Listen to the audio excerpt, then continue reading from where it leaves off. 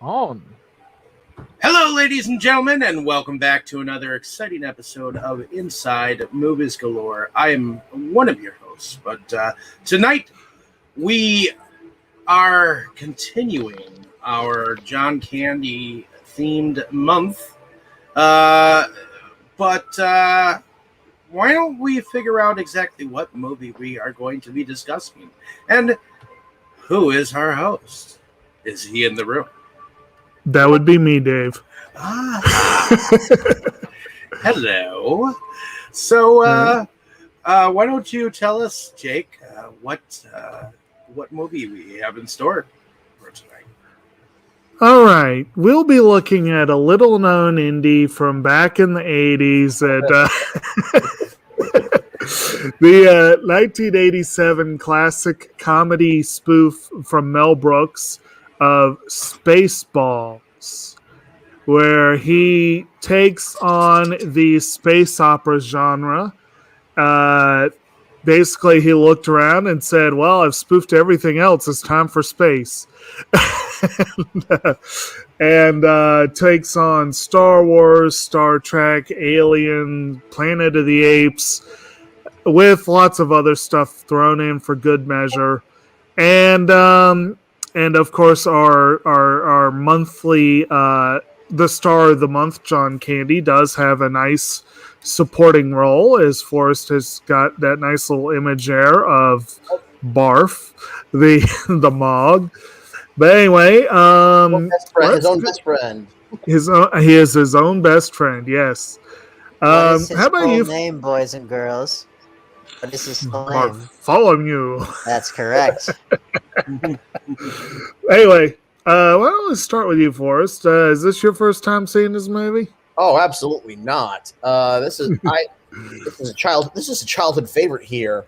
And probably childhood favorite. Probably one of my favorite Mel Brooks movies. One of my favorite John Candy movies. Favorite. One of my favorite Rick Moranis movies. Mm-hmm. All right. There's just so much I could say about it. It's just a laugh. A laugh. I don't even know. I wouldn't even say a laugh a minute. A laugh a second. Mm-hmm. It was definitely one that I watched a lot. I've watched a lot growing up. It's probably the most, and it's probably even though it's not a straight.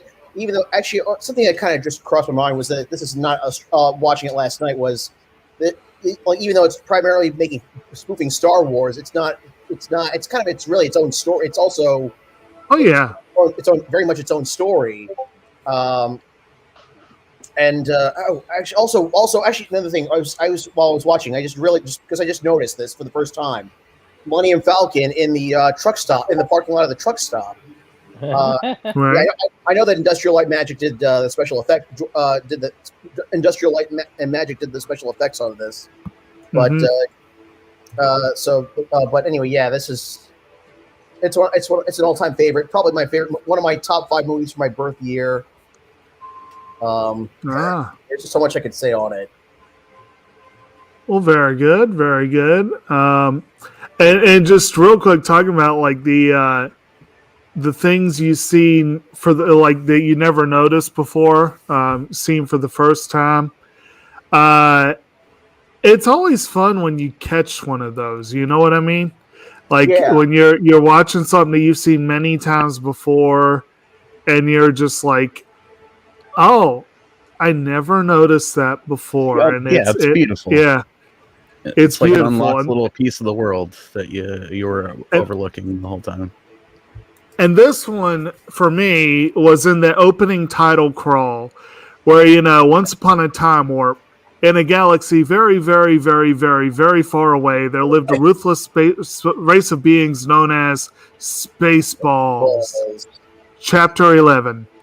That was the part I never noticed before. They go into the little exposition about it, but I just love that they picked Chapter 11. Yeah. That was perfect. I mean, Star Wars picked it up at episode 4, so... Right. But I like the whole bankruptcy idea. Chapter 11. If you can read this, you don't need glasses. yeah, that was one that even as a kid was fun. But anyway, let's move on in let's say clockwise direction. So how about you, Brandon? Have you seen this before? Never in a million years. Matter of fact, I don't know who this Mel Brooks or John Candy are. Right. Screw them. So Okay. I watched this, of course, not long after it came out. I mean, I was a Mel Brooks fan. Mostly, oddly enough, I didn't get into Mel Brooks big time until high school. Oh, really? So I did watch part of it when it came out, but I didn't get really into it until high school. So was this after you watched History of the World 500 times, or was this? Well, actually, History of the World Part 1 got me into Mel Brooks, and that's when I started really wanting to see some of his other films. And so I saw Spaceballs. I didn't see Blazing Saddles until college. Wow, I saw all that stuff before I was 10. So I ended up really liking Spaceballs. I mean, I had seen all the source material at the time, including Alien, which I still did not like horror back in that time, so I was not happy with Alien. I knew it at least. Shame. And I loved that series from the beginning to the end. I thought it was hilarious. I had it on my little videotape with I want to say I had it on with History of the World Part 1, and there was another Mel Brooks film that I cannot remember that was on there. And no, it wasn't that one. It was I had History of the World Part 1, Spaceballs, and Sherlock Holmes' Smarter Brother on a tape. And I loved watching that tape. So it just was a genuinely fun. I love Rick Moranis. Loved him in Honey, I Shrunk the Kids. My Blue Heaven, which we need to cover one of these days. Ghostbusters. Yep, Ghostbusters. Yeah. So which we need to cover one of these days. And I also loved both him and John Candy in their cartoons. Rick Moranis Horror High and Camp Candy. I love both of those. For those of you who don't remember, well, there's probably a reason. But yeah, I just liked it. I liked it both for the spoof and as Mel Brooks had said, sometimes you like it for the spoof or you like it for the fairy tale or a little of both. And I liked it for a little of both. Yep. All right. How about you, Dave? Spaceballs. That was a constant rerun classic in my family. I saw this definitely before I was 10 years old, and I would have to say that it's almost as classic as Star Wars. And I love Mel Brooks as a comedian. He definitely knew how to bring comedy. And to be honest, I actually think that Mel Brooks was kind of a godfather of horror, in a sense, too. Yeah. With the Fly and with the Elephant Man. Having been a producer on those. So, and a godfather of spoof movies. But it's like he was known for like comedy and slapstick humor, So, to me, Spaceballs was kind of like that weird comedy that you knew was there.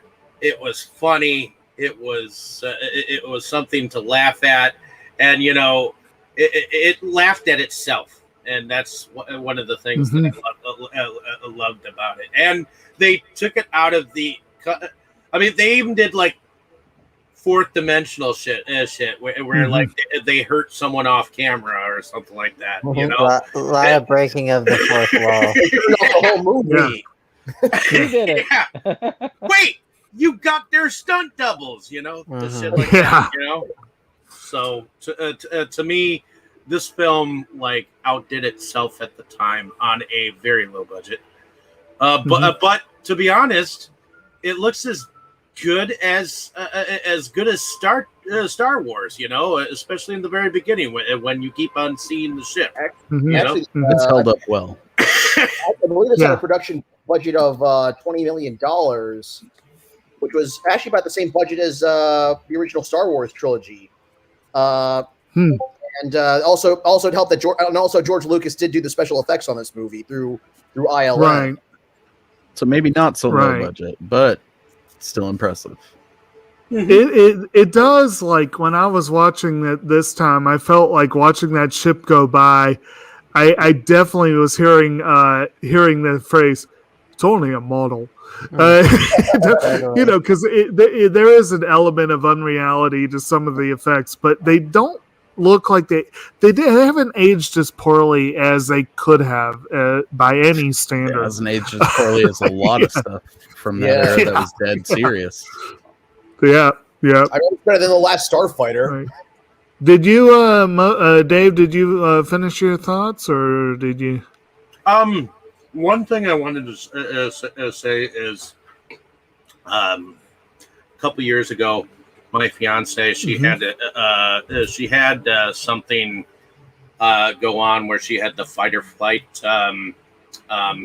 thing inside of her stomach, and so when that thing came out, I joked with her about the alien coming out of Spaceballs.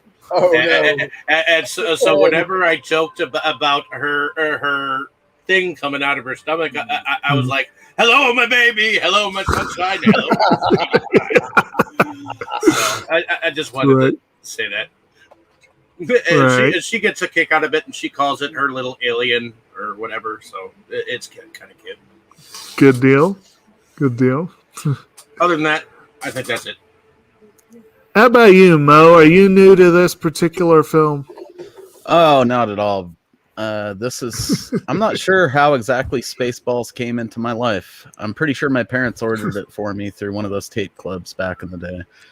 Shortly after I'd seen stuff like Planet of the Apes and Star Wars and Star Trek and different things. And they were like, "Yo, he likes that space shit." Because my parents definitely aren't like Mel Brooks fans. So they just bought it as a thing to buy me, you know? Or someone did. I don't know. It just was at the house one day, and it was like, whoa, this is pretty rad. I was pretty little, so I was like, you know, maybe 7 years old. Who knows where films come from? They just appear. Yeah, they're just there. It's just a fucking tape that your parents hand you, and they're like, fuck off for a little bit. And you're like, I will do. Thank you for the new movie. So I would go on record as saying that this is probably, for me, equally as classic as Star Wars, if not a little bit more. Because, you know, you can't exactly throw on the original trilogy every time that your friends come over, but Spaceballs, you can fit that in, you know.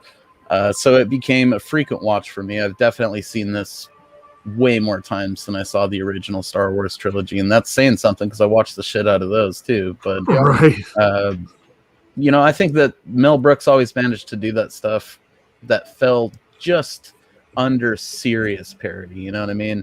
Like serious parody, I prefer for sure, or you know, spoof, whatever you want to call it.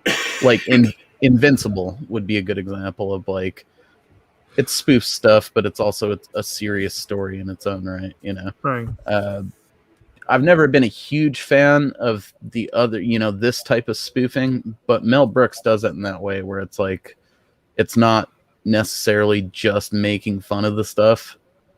So I was always drawn to it a little bit, like this and Blazing Saddles, History of the World, that stuff. But as a kid, this was the only one I'd seen for a long time. So I'm probably more in Brandon's camp, where it wasn't until like high school that I realized, like, holy shit, dude that did Spaceballs did like other movies, you know. Blazing Saddles, I probably, you know, unfortunately, just opted out of as a little kid when I saw my parents or like my aunt and my uncle watching it, because I really didn't like westerns until later on a little bit. I have nostalgia for them from watching them with my dad, but a lot of the times it was like, this is gonna suck. And I guess, you know, in hindsight, having seen Blazing Saddles or like History of the World or Spaceballs, basically Mel Brooks makes those movies that are like movies your parents might have watched sometimes, but not fucking boring half of the time. So you know, in that sense, I guess I've definitely had a lot of memories coming together with, like, you know, those older people in my life because of the movies as well. Not so much Spaceballs, more Blazing Saddles, but it's just a classic, man. I mean, if you were exposed to this as a little kid, I think it pretty much became a regular part of your movie watching routine. And I'm no exception, for sure. All right. How about you, Dane? You seen this movie prior to this? I most certainly have. It's oh boy, this movie. I have been rolling it around in my head for the last few minutes as far as which Mel Brooks movie did I see first, because I saw 3 of them like around the same time. It was this one, Blazing Saddles, and Young Frankenstein, and I was around I was somewhere between like 12. I was somewhere between like 12, 13 years old, something like that. I totally forgot Young Frankenstein. Yeah, that one was a staple for me as a kid too. Same here. Well, my point is, I watched all 3 of them at like roughly the same age. Probably because of, you know, it's just you're at that time where you need to see those kinds of comedies, and it's like you got to have them in your repertoire. And Spaceballs happened to be on TV. I remember the other 2 I had to rent from Netflix on DVD. But Spaceballs happened to be on TV, and those 3 were always my favorites as far as Mel Brooks goes. And I think the one I've probably seen the most is Spaceballs, even though the one that I think is the most impressive on both a humor level and on an homage to the original source material level is Young Frankenstein, because of how, for sure. I think that one's the most. Yeah, well, that one I think is the most impressive because the intensity and the atmosphere of Young Frankenstein is on par with the original, like James Whale Frankenstein and the Universal films. Like, it's in a league of its own, for sure. Well, but if you'd have removed the jokes, or like the moments that are obviously jokes, but like the atmosphere and the atmosphere and the pacing of it is so accurate to the way that those old Frankenstein films, that it would work in and of itself. Therefore, when there are jokes, it makes them all the funnier. This is more obviously in the vein of what we think of when we think of a spoof film. But that being said, it's still done very well, and it's made all the sweeter because I, like everybody on planet Earth, grew up with the Star Wars trilogy and with science fiction in general. And I think the ingredients all come together in a way that is a nice enough fusion of those elements to where the characters, like, you know what they're trying to be, but it's not dependent on you having seen the source material. You can still appreciate it even if you haven't, you'd be surprised, man. I've like my girlfriend, for example, Jessica, she never saw Star Wars somehow or Spaceballs, so this has been lost on her. No, well, generally, more on that in a minute. I think it works. I think it works as a script. This is around the time when Mel Brooks was perhaps starting to get more into reference humor, and spoof movies in general were starting to get more into reference humor.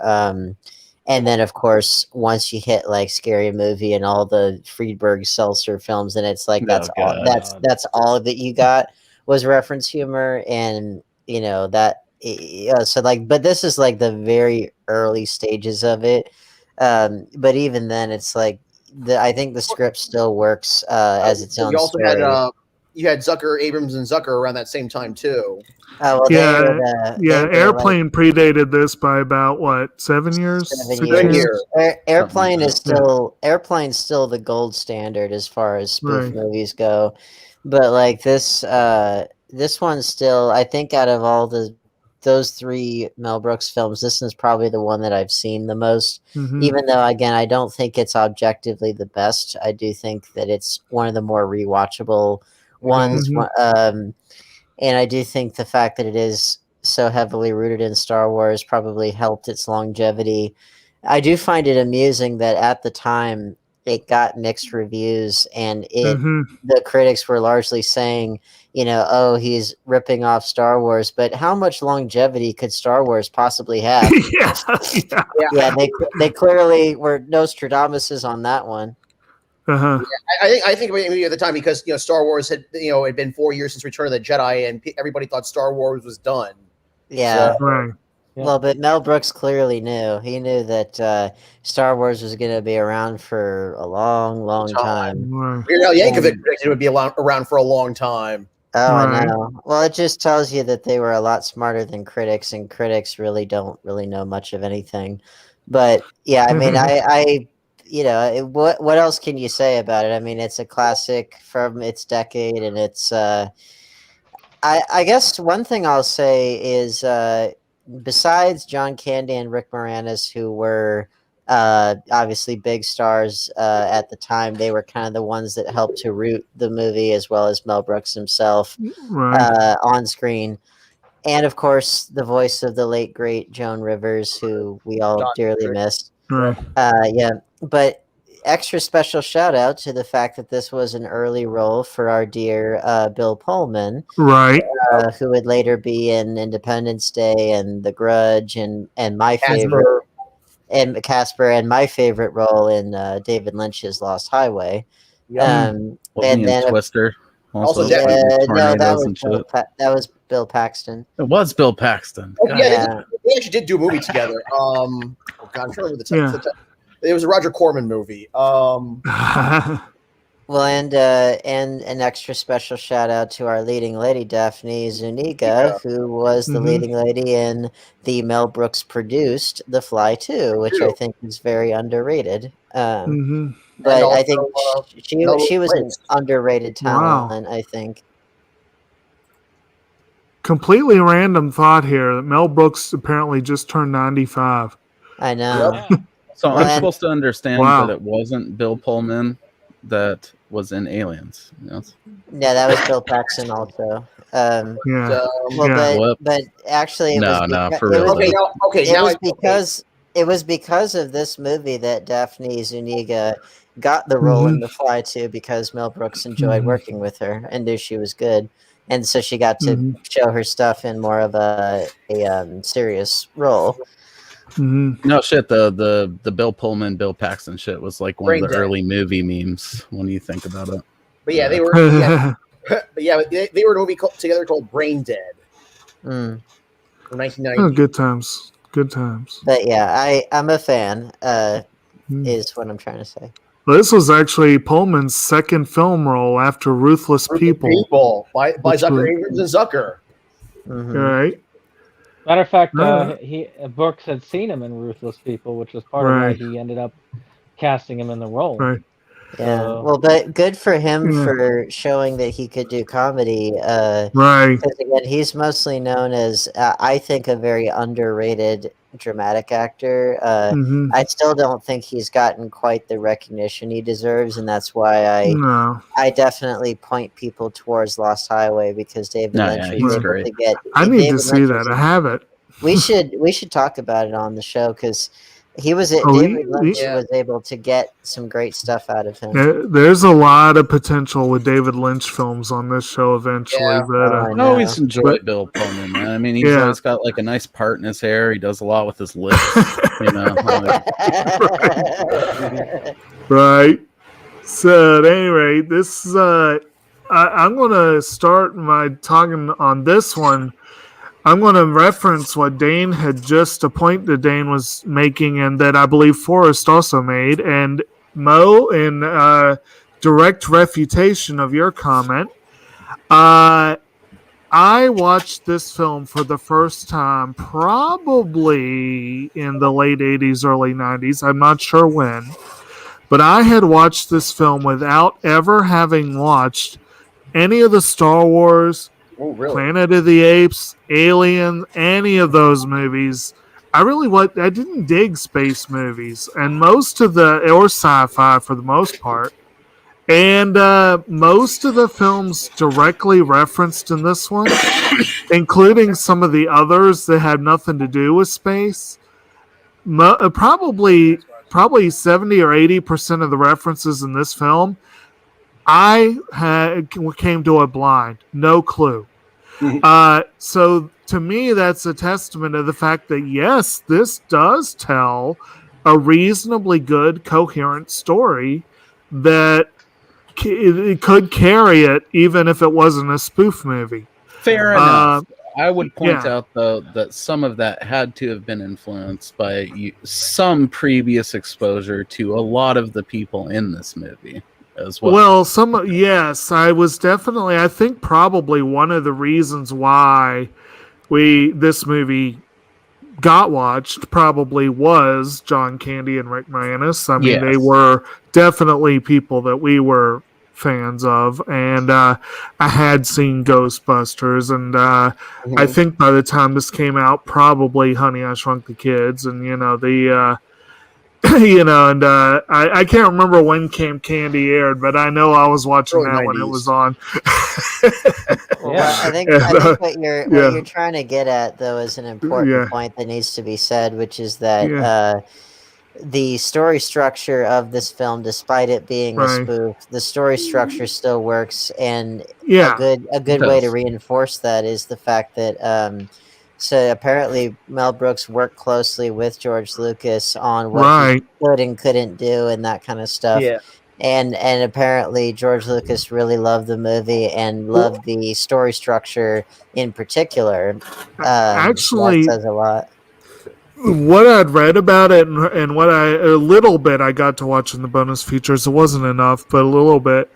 I got basically Lucas apparently loved it. He probably had some specific pointers, but apparently the only demand he made was that no merchandise be produced from the film. Well, no action figures specifically. No actual merchandise. Which although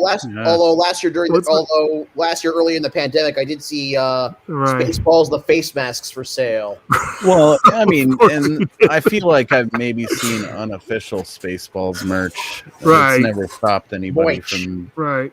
Yeah, Moich. Yeah, Moich. And actually, I'm going to go ahead and mention this one. I have always loved.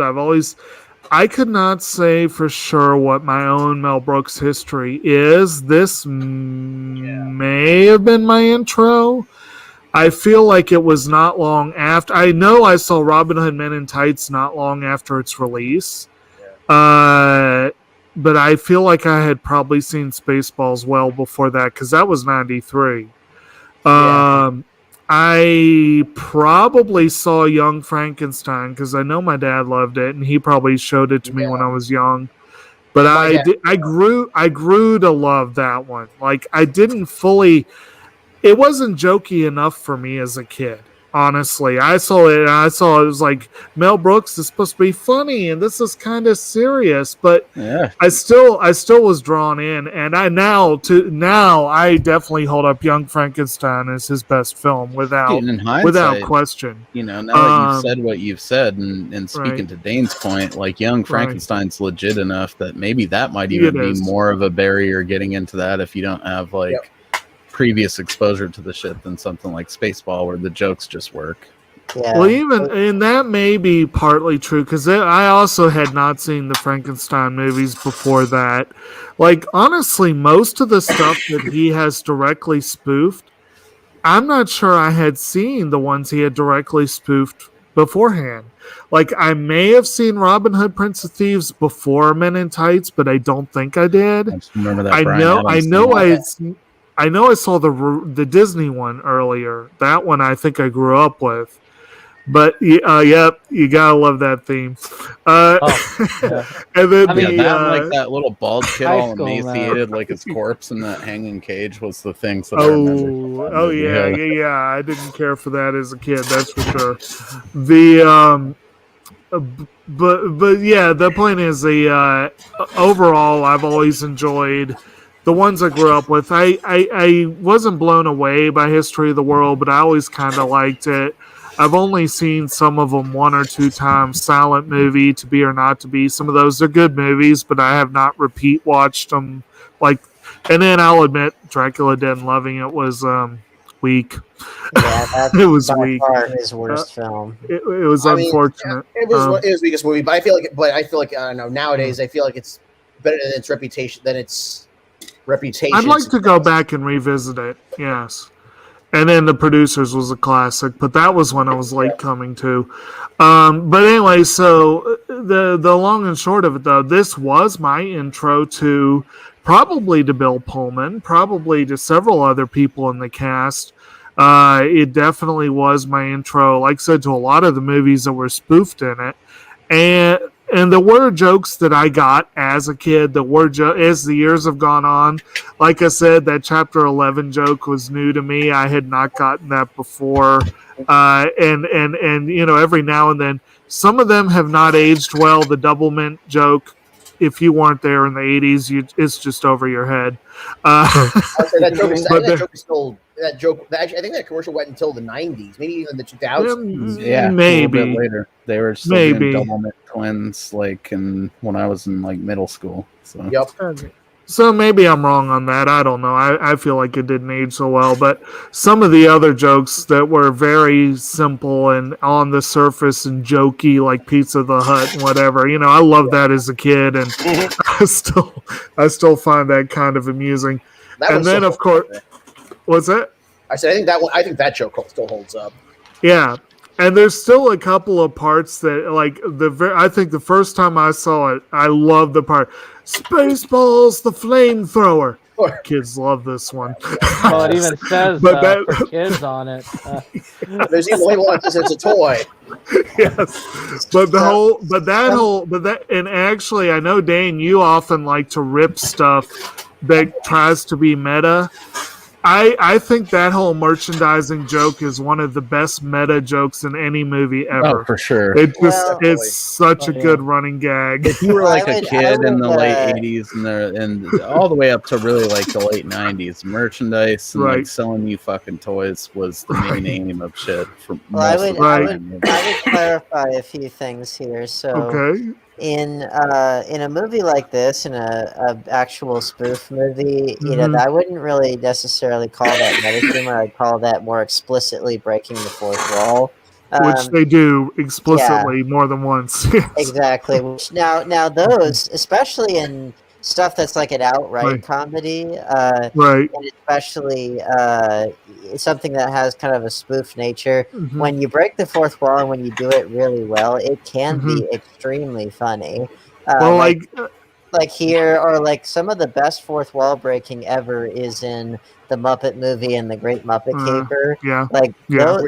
That's fantastic. Like for me, it's more the way that meta humor is generally handled, like meta humor, not so much fourth wall breaking, which they're slightly different, but they are related. Meta humor is more like referencing storytelling cliches in the context of your own work, and usually the way people do it these days is they do it when they're bereft of creative ideas of their own. And all it shows is that they couldn't think of something more clever, so they're gonna try to weasel their way out of it. That's more the short and skinny of it. Really is like meta humor. That type of stuff can be great in small doses, but lots of people start sniffing their own farts and thinking they're better than the material, and then they do it way too fucking often, and then it becomes like old hat. They lose control of the thing. They try to they use it as a crutch, and it inhibits their own creative voice, and that's my big beef with it. And that's different than breaking the fourth wall, because that can be really, really funny. This is the whole thing with merchandising. Yes, where the real money from the movie is made. Yeah, I mean that's fourth wall breaking done really well.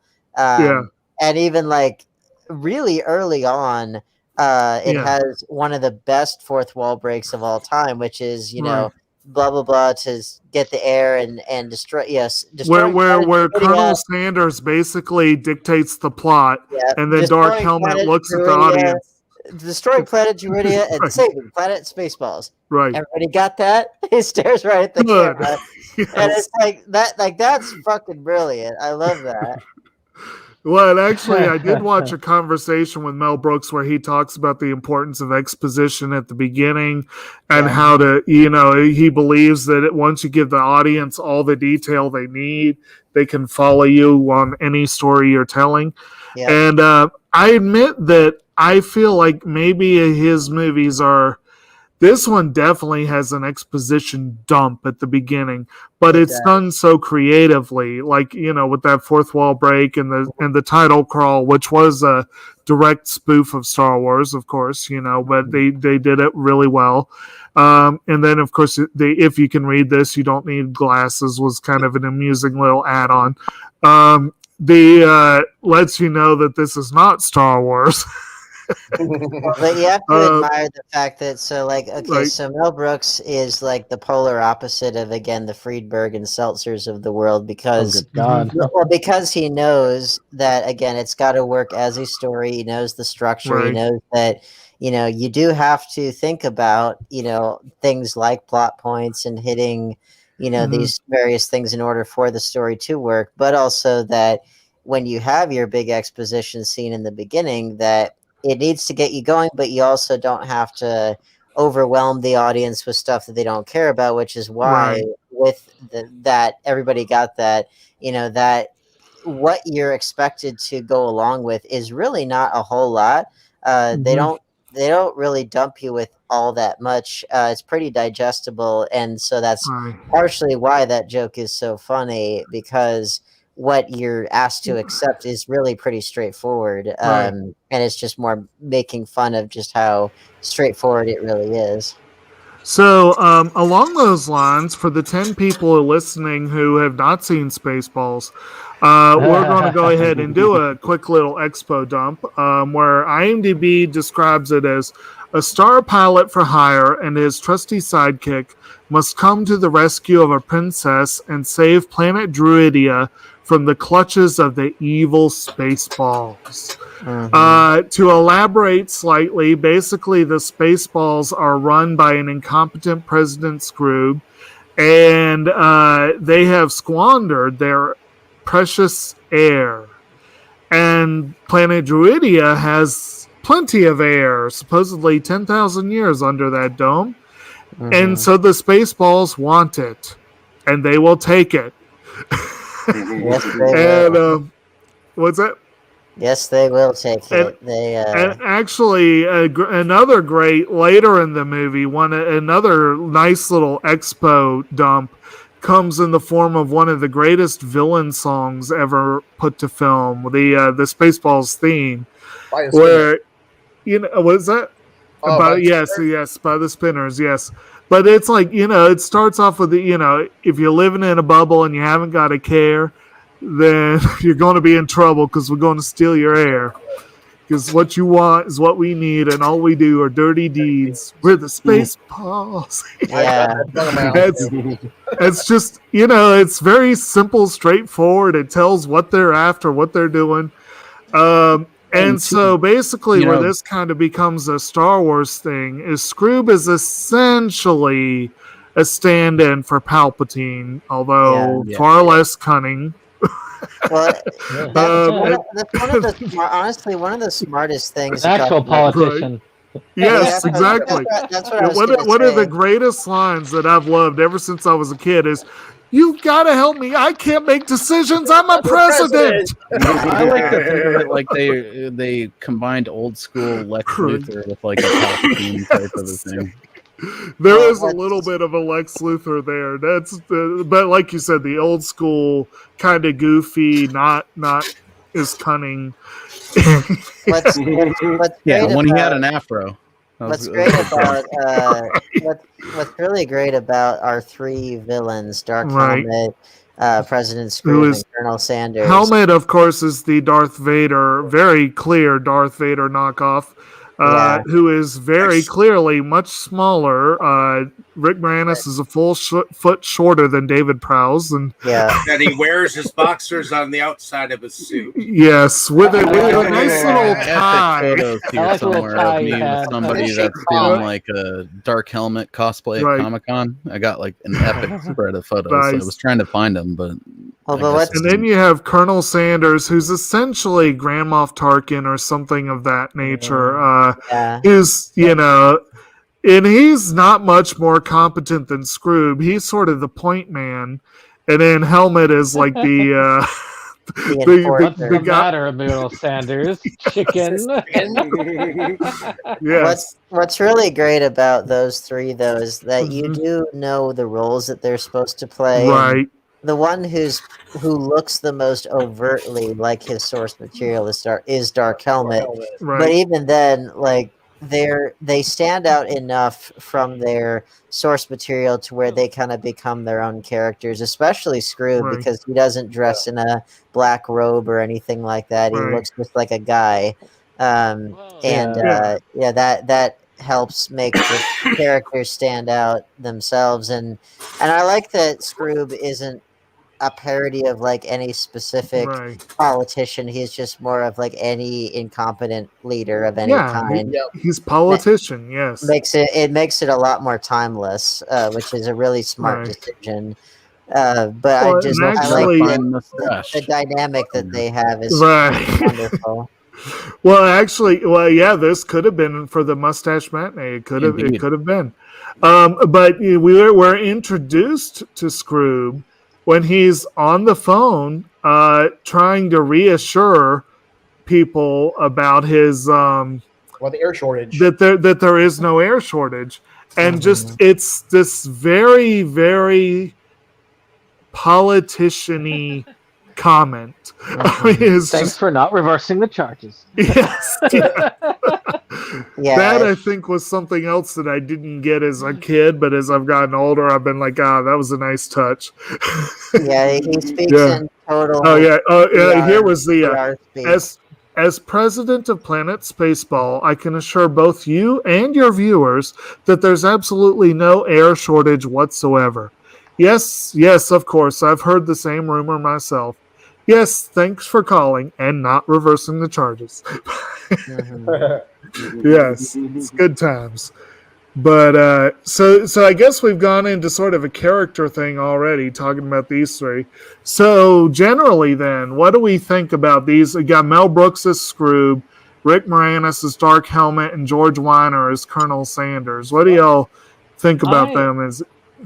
Well, I liked Dark. I mean, I thought that the introduction of Dark Helmet was classic because Perfect. Right. you're expecting how he walks in there, and if you haven't seen it before, you're just expecting this dark character that's being introduced. Well, dark in general and sinister like Darth Vader. And he just stops there, and then immediately the helmet flips up, and that just immediately gives you the impression of who this guy is and how he differs from that source. I can't breathe in this thing. Well, one of my favorite things about him as a character is, well, the casting of Rick Moranis there was genius because, well, that was him at his height of comedic fame and ability and all that. But I like the fact that he really is emblematic of every nerd that ever wanted to be Darth Vader, because if someone is dressing up as Darth Vader and they're not, you know, James Earl Jones, and they're not as tall as David Prowse, and they've got to talk down here, and it's like they can't possibly pull it off. I like the fact that when his visor is down, he puts it on, and then when it's up, he speaks in his normal voice. Yeah, and I just normal. love the difference between those is so great. I love that. And it's not even like it's a voice changer. It's just him doing a he voice. does his voice. Doing He his does impression James of Earl Darth Vader. Jones. Which My is so biggest takeaway- great. It is. My biggest takeaway from Dark Helmet as a character is that hot coffee should be feared and respected. Seriously. Yes. True shit. Well, what's really great also to talk about structure is that, and it's something that always stuck out to me about A New Hope, which is further reflected in this, So in A New Hope, we don't meet Luke for a good ways into the movie, or like in terms of just normal storytelling structure. Usually, you meet your hero first thing out of the 25 minutes, I think. So it was like between 15 and 20 minutes in A New Hope. But same kind of thing with this. We get to know our villains first and foremost, and in pretty good detail before we even get a whiff of Lone Star and of Barf. It takes us a while to get to them, but they mirror that. Get a whiff of Barf, huh? I know. You have to pay good money for that. But point being, like, structurally, they got that part down, but it just proves that worked both in a serious movie and it worked in the comedy too, because the fact that we get to know our villains so well and they're the most colorful out of all the characters, it's like, well, that only helps to suck us in.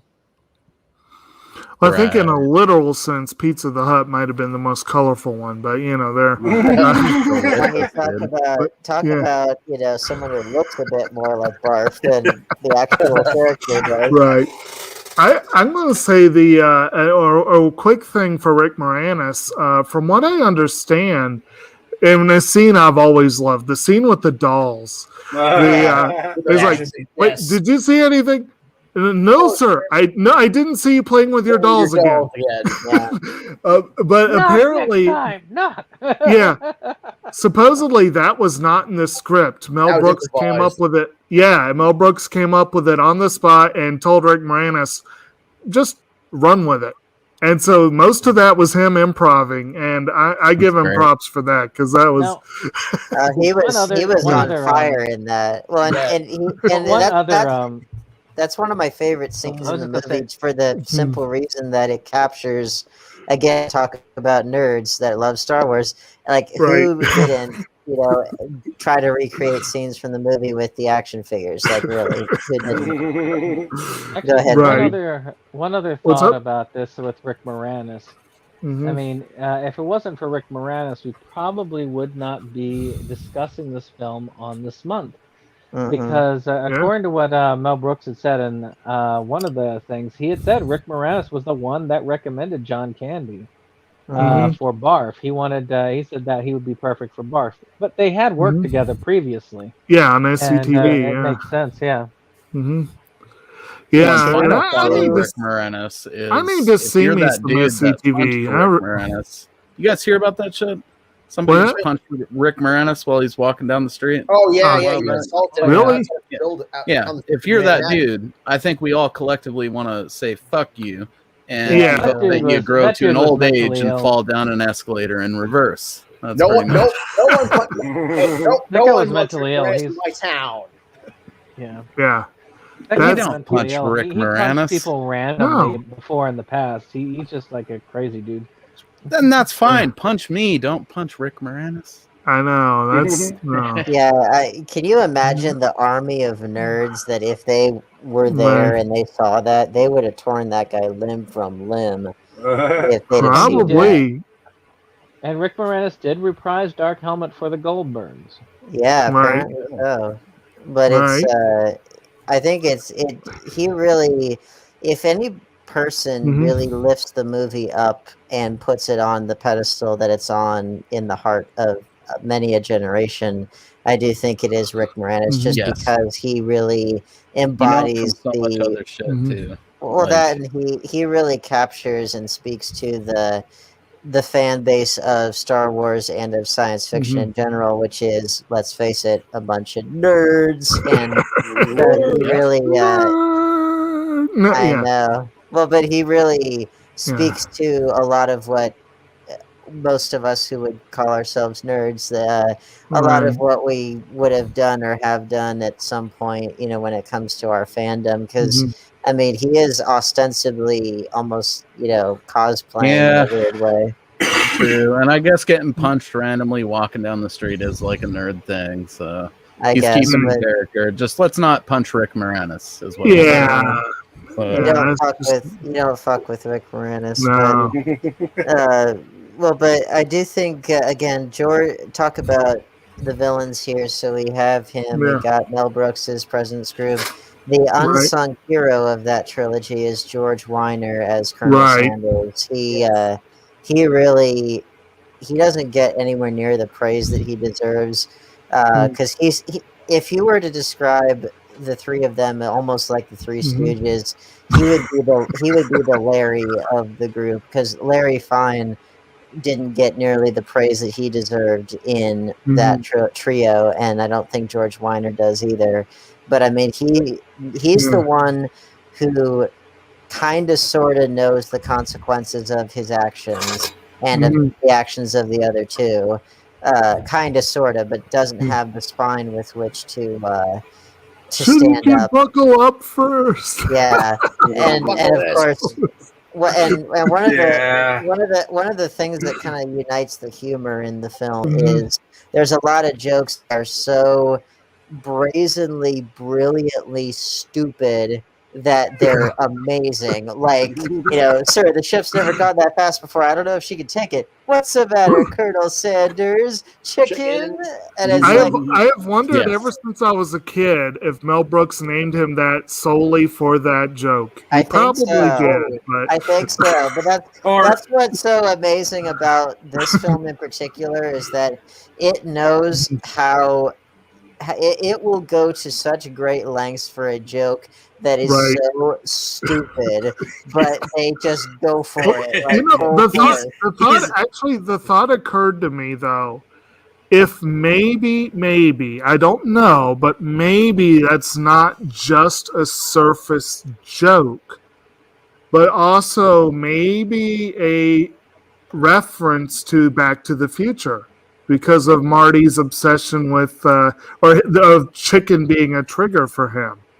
I wonder if that's a veiled reference. Well, that wouldn't have because Back to the Future sequels. Back to the Future Part 2 came 2 years after this. But maybe they borrowed it from this. I don't. Maybe, but point is that. I think it's because everybody involved in this movie, despite how unbelievably, audaciously dumb and, on purpose, audaciously, purposefully dumb some of the lines are, the fact that they're so game for it, that's what makes them work. Because if they acted like they were too smart for the material or above it, then it wouldn't have worked. But they give it everything that they have, and that's what sells it. And you have those characters who they're stupid, but they're just aware enough of the consequences of their actions that they're able to give it that element of realism that makes the jokes land. I'm going to go ahead and mention this real quick because, Dane, you set it up perfectly. We may forget about it later. But actually, the film is speaking of people who think they're too big for the role or think they're too, that it's kind of beneath them. Famously, Sir Alec Guinness had some reservations about being involved with Star Wars. So I really like that one of the great jokes in the film is very, very, very subtle, but it could be seen as a dig on Guinness because Obi-Wan was hiding out on that desert planet. And when they're on the moons of Vega, they use Lawrence of Arabia and the Bridge on the River Kwai as the music cues for those scenes. And like I said, that's just a really subtle reference to Guinness there, but I just think that's pretty funny. I wouldn't say that because, Alec Guinness was not in Lawrence of Arabia. He was in the Bridge on the River Kwai. No, he was. He was in Lawrence of Arabia. He was the Arabian Sheik, which was one of the stupidest bits of casting ever. Sorry, what was I thinking? Yeah, he plays Prince Faisal. Excuse me. Yeah. See, I used to hate on him for that a little bit too, because it's like, oh, Mr. Big stage actor there is too good for science fiction. But in hindsight, as I've grown older and looked back on that era of science fiction, they've put some big name actors, classic actors, in some embarrassing movies over the years. From what I understand, he was on the record on that he But yeah, he does do a good job with the role. I've never disputed that. He thought he was doing a bit of nonsense, and I think that's because of the shit that was going on with other people of his era and time. Back then, that's what you did. If you wanted to make some shitty driving, maybe you grabbed like some name actor for a little bit and had him be in the movie. You would never think to cast someone like that in the role of an Arab today. Although, again, I have said this before. I hope not. Anyway, yeah, you would think so, but then again, I will say if you look at pictures of the real Prince Faisal next to Alec Guinness, they look shockingly similar. Like you would be really surprised. But my point is, sorry, stupid pills there. Yeah, of course he was in Lawrence of Arabia. But point being, Star Wars was very heavily influenced by Lawrence of Arabia's visual style, but also David Lean movies in particular. And of course, those are two of the most famous David Lean films. And those two, and I guess Zhivago probably would be qualified as like the quintessential epic production, sort of. And Star Wars kind of was trying to follow in that. So I also saw that as a nice little nod to the idea of this being sort of this big epic story, even though it's really not. It's fun, it's amusing, but there's like an epic thing to the fact that it's a space movie, you know? Oh yeah. The space opera. The space opera existed before Star Wars because obviously it was derived from Flash Gordon and stuff. But and of course they do bring it down to earth by turning the Colonel Bogey March into the Dink song. Yeah.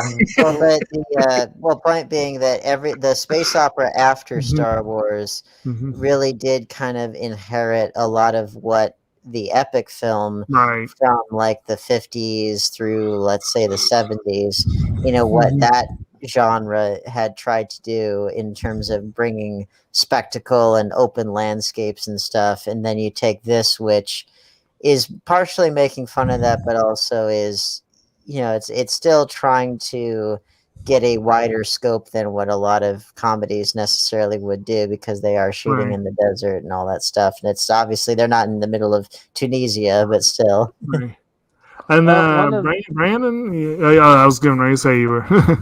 One of the things that I think was interesting when we talked about casting and some losses of bigger names.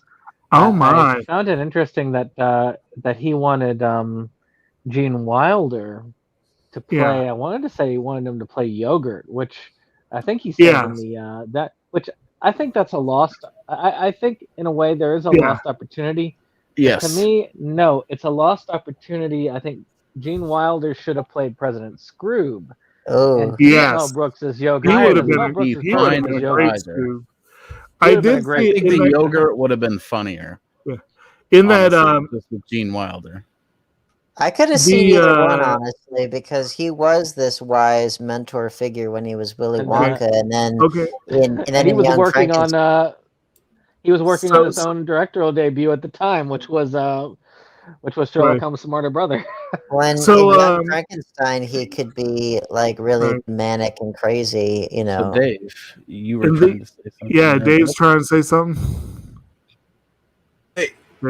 Yeah, I wanted to say something about when you were talking about stupid, like funny stuff. When they went to the gunner and was like, "Hey, who put him on a gunner?" Oh, asshole. I did. He's my cousin. That's his name. I'm surrounded by assholes. Yes. I always was surrounded by assholes. Yeah. Keep firing, assholes. Well, I think we've missed an opportunity to mention our boy. What's it, Michael Winslow from Police Academy? Well, we can get to the bit rolls in a minute, but that's the. I did want to make one more comment real quick about the fun music cues that the ship is introduced to the strains of Jaws, which is kind of fun. But I was thinking like we should probably hit the main, like the good guys, I guess you could say, and then go back and hit all the bit players, which there are a lot of fun bit players and cameos, Winslow being one of them. But Well, so we we got basically your Lone Star. We got your barf. well, first we get our introduction to Princess Vespa and through her wedding, where we've got her Daphne Zuniga's Vespa and her father King Roland, played by Dick Van Patten, and they're getting ready to get married. She's getting ready to get married to this prince Prince Valium. Another joke that is so gloriously stupid that it's great. Yeah. Oh, Well, with John Rivers character, we know he's a pill. What's that? Princess Vespa, as a young lad, is such a good measuring stick because when you're real young, you just pretty much think she's kind of gross, you know. But then as you get older, you're like, damn, she's kind of hot, yeah. Oh, I thought she was hot. Well, of course, I would have been like, whatever, I would have been like 12, 13 years old. So I definitely was like, oh yeah, she's smoking. Yeah, I was like 7, so I was like, she's gross, you know. I liked her right as away. you get older, you're like, I don't know. Right. I never had a gross period when it came to girls. One of the fun, stupid jokes with her, of course, is when they're driving away in that Mercedes, her and Dot Matrix, voiced again by the late Joan Rivers, but actually portrayed by Lorene Yarnell Jansen in the Dot Matrix suit. Definitely not to be denied on her role there because she was an amazing actress in the suit doing the body work. Oh yeah, it was a good physical role there. Basically playing sort of the 3PO R2D2 rolled into one sort of sort of a feminized version of 3PO, but with a little bit of the other one's smartass. I kind of took her as kind of like a character like the nurse as to Juliet's in Romeo and Juliet, you know, like kind of like her nurse, you know. Yeah, well, she probably does. That could very well be a direct reference. I mean, after all, one of Brooks's other films was To Be or Not to Be, which definitely had a lot of Shakespearean references in it. So he, that could have been an intentional nod. I never even thought of it that way. But of course, as they're driving away, you see very explicitly who she's a reference to, because of those nice little hair buns. And talking about the kind of dumb throwaway jokes, but it's still a fun one, where you think, oh, she even has the same hairdo as Leia. And then it's just headphones, and she just takes them off. Mel Brooks is steeped in his source material, not just contemporary, but like he knows Shakespeare, he knows history, he knows he knows the history of like Dracula and Robin Hood, and even beyond their film versions. So again, he knows deep enough into that to where I think that's a very astute observation to make, that he probably was thinking of that, at least in terms of the role that she serves in the story. But yeah, very much that kind of role for Dot Matrix. And then, of course, once they've run away, Roland contacts Lone Star. Yes, and his trusty Mog Barf. One of my favorite lines, which most people, I don't know if they think about it, but it's a barf, barf. Always when I'm eating. Yes, I did. Well, actually, no, the best part of that is that he's sitting there chowing down on something, rocking out to Bon Jovi, and then he gets called and like, always when I'm eating, and he grabs more food and goes with him. So it's like, is he not doing that? And incidentally, I will always associate Raise Your Hands with Spaceballs, and that's not a bad thing. I actually always misconstrued it because I missaw it when I was a kid. Or early teen.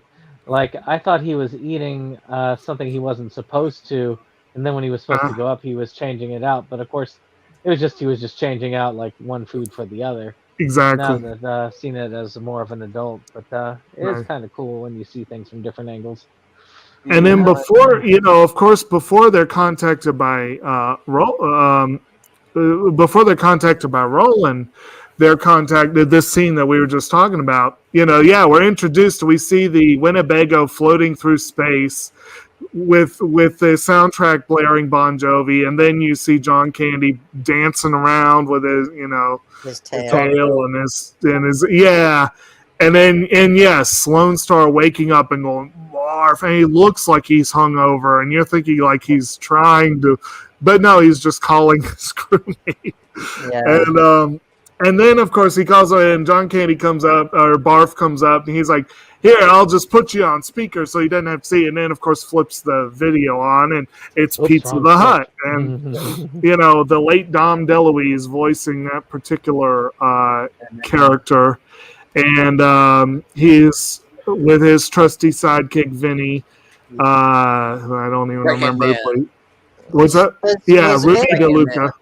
Was Vinny somewhat? I could be wrong about this, but like visually, he looks a little bit like a metallic version of Max Headroom. I think that's what they were going for. Yeah. So Max Headroom meets Bib Fortuna. Am I the only one? I like to think as adults, we've all seen this movie in various degrees of sobriety. Mm-hmm. Am I the only one who's ever briefly thought, like, I'd take a bite out of Pizza the Hut? Yeah. No. Well, I mean, maybe when I was younger. Maybe when I was younger, I could not tell you for sure. Well, funny that you say that, because of course Vinny turns to him and says, "You're delicious." I know. Well, funny you say that. Funny you say that, because I was just thinking with the character introduction of Barf that it's interesting to think that this movie was made when it was versus if you tried to make this now, because it's like, how many like pot jokes do you think they would make nowadays if they tried to make this now? Dude. Like those, the doggy biscuits. The doggy biscuits he ate. You know that those would be edibles nowadays. There would be some overt Scoob and Shaggy references in this. There's no question. Yeah. Well, yeah. The whole of it, I think, is crazy how they've got it these days. Yeah. And. Oh, darn it. No, my mind just lost what I was looking for. Oh, well, it'll come back later. So anyway. You partaking in the Scooby snacks over there, bud? So like,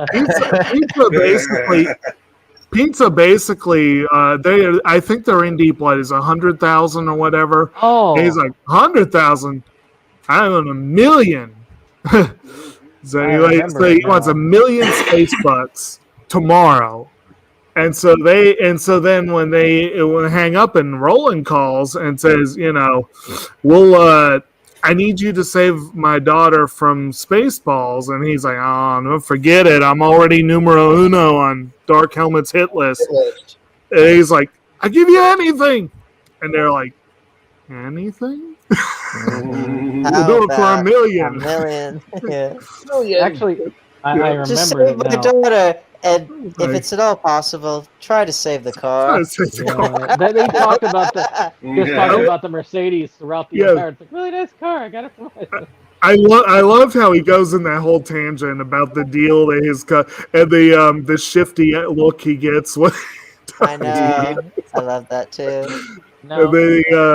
And actually, there were two great shifty-eyed moments with him in the movie. The other one, of course, was when Helmet was pretending to be Roland, and he has a great line, "Would I lie?" Oh, no. Dick Van Patten was a very underappreciated comedic talent. Right. I remember what I was going to say about Pizza the Hut. They actually did melt real cheese on him. Ugh. So there was real cheese on there, real food on him on that suit. And that there was must even have smelled amazing by the end of the day. And on top of that, it had to be kept hot the whole time. That's where the bubbling was. It was actually real bubbling. Right. And the guy in the suit, actually, the suit had caught fire. Wow. Remember they were joking about Mel Brooks being kind of hard on everybody, like any scene that he was in, was like, yep, perfect, done. Everybody else was like 50 takes. And the suit was on fire, and he had to get it and put it out. And then Mel Brooks was like, yeah, that was good, but what about one more take? Good times. But yeah, real cheese on that pizza. Right. Good to know. Yeah, that's kind of unfortunate, but and then of course, again, talking about your dumb, funny jokes. I'm sitting here thinking, like, it's a shame that I always thought that I thought that he looked tasty briefly. But now I know I could have really taken a bite of him, and that's kind of comforting. You could have. It probably would have burned the roof of your mouth, but you could have. It's nothing new, you know what I mean? Oh yeah, that freezer pizza will do. Those bagel bites bite back. Right. So what was I going to say? So Vinny does get one of those great kind of dumb, funny jokes that I liked a lot when I was a kid, and it's still pretty fun. And it's the where Pizza's like, or else, and then the Lone Star's like, or else what? Yeah, it's just gonna come out for you. Yes. And then the So they go looking for Vespa, and they find the Mercedes, and it's already in a tractor beam being pulled back by the Spaceballs. I think right before that was the gunner scene. It was they find her, they're under orders to capture her, not kill her. And he's like, fire a beam across her nose. I said across her nose, not up it. And then sorry, sir, I'm doing the best I can. Yeah, because he's cross-eyed. Cross-eyed. Yeah. And that was so that was that whole little bit there. So they catch them, they've got him in the tractor beam. Of course, Barf wants to bail, and Lone Star's like, no, he's like something like, no, I don't want to do just for money, and Lone Star's like, we're not doing this for money. We're doing it for yeah. You're right, and when you're right, you're right. You're always right. Right. And then so it's like, they're gonna still spot us on the radar. Not if we jam it. Right. So they jam the radar. Here's where we get our Michael Winslow cameo. Yes. And of course, I had watched the Police Academy movies at this point, so I definitely knew who this dude was. And he's sitting there watching it. I've lost the creeps. The what? The what? And the what? Well, no. First you have that. Sir, I'm having trouble with the radar, sir. Sure. And he comes up. And he's still holding the thing to his mouth. Sir, I'm having trouble with the radar, sir. And they rip it away. Sir, I'm having. Yeah. It's like I've lost the beeps, the bleeps. I've lost the bleeps. You can't say it. I've lost the creeps. There you go. The what? The bleeps. The sweeps and the creeps. That's not always He was an amazing talent when it came to his. He's still around. For sure. Oh yeah. I'm surprised he hasn't had more to do over the years. It's like, Mel Brooks himself, he's like, we saved hundreds of dollars having him do our sound effect. Well, dude, I mean, it is a he was in one of the Sharknado movies. Yeah. Yeah, he's done stuff, played himself in not as much. The Great Buck Howard was an unsung movie. I mean, his work on the Police Academy was sacred right there. Well, yeah, but I mean, again, that's like all the way back in the 80s.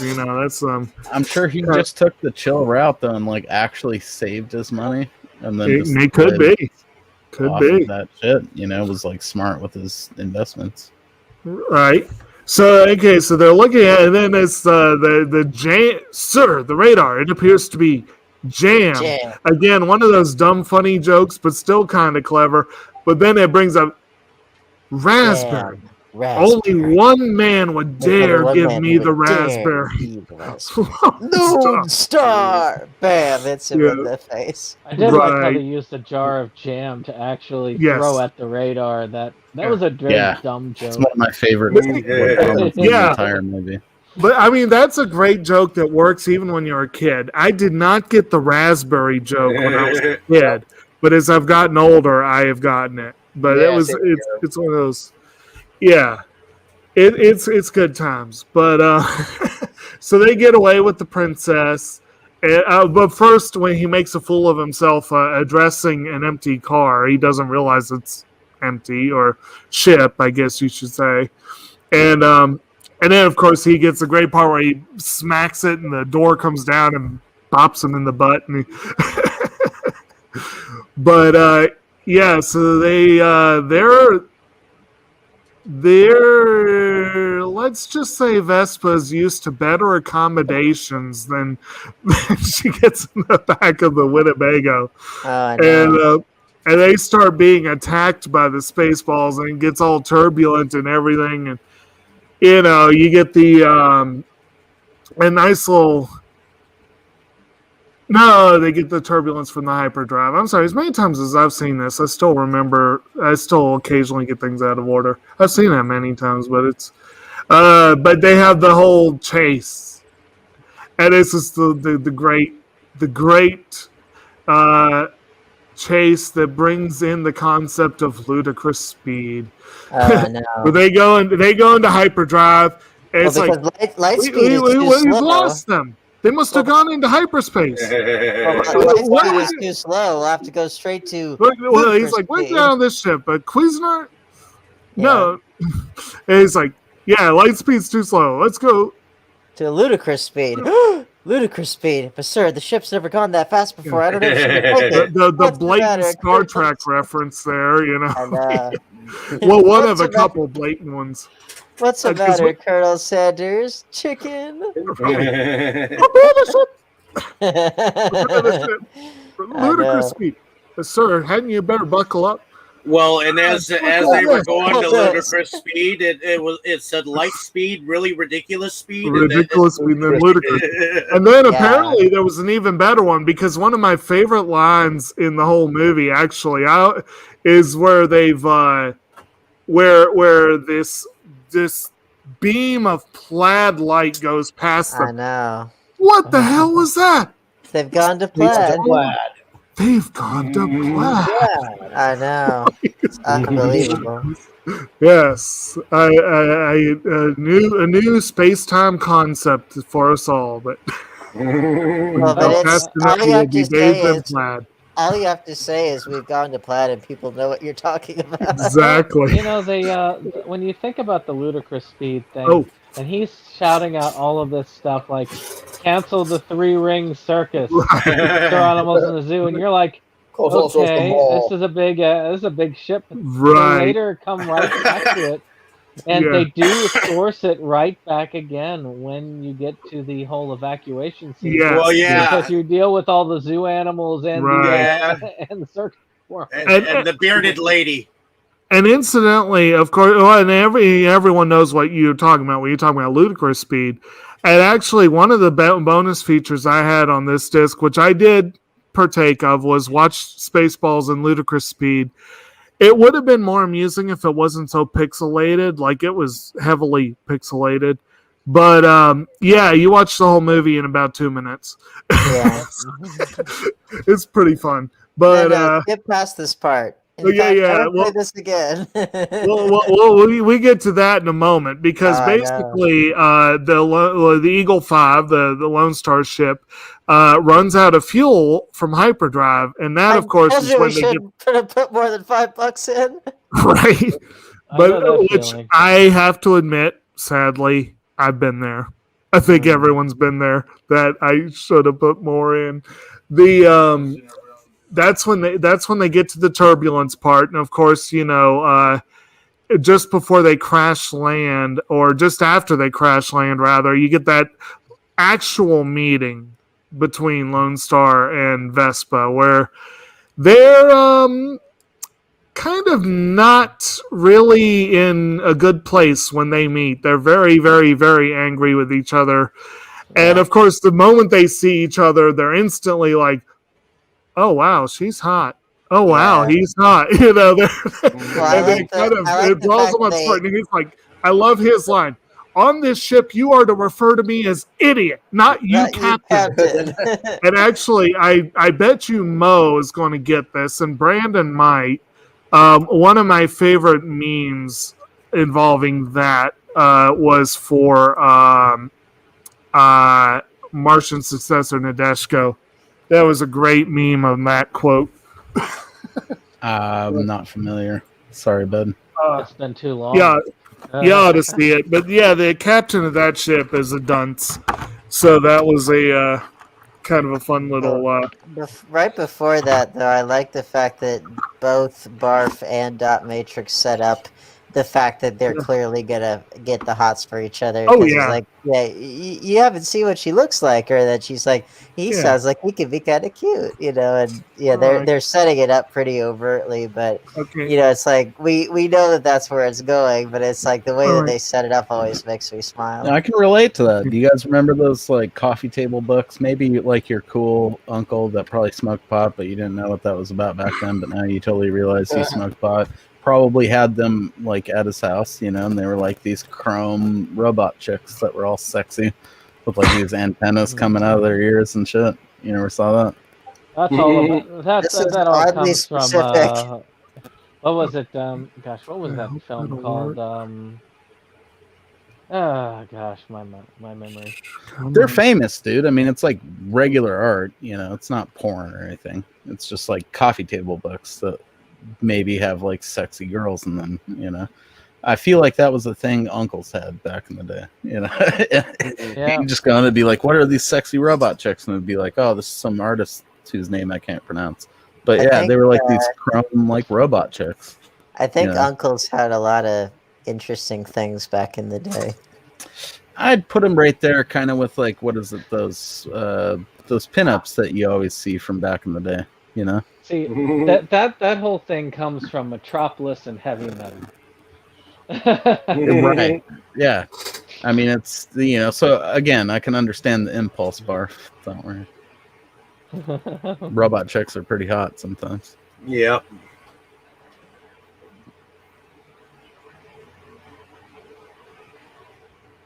That's a delicious silence. I'm gonna drink that. I agree. Well, but the you gotta love the fact that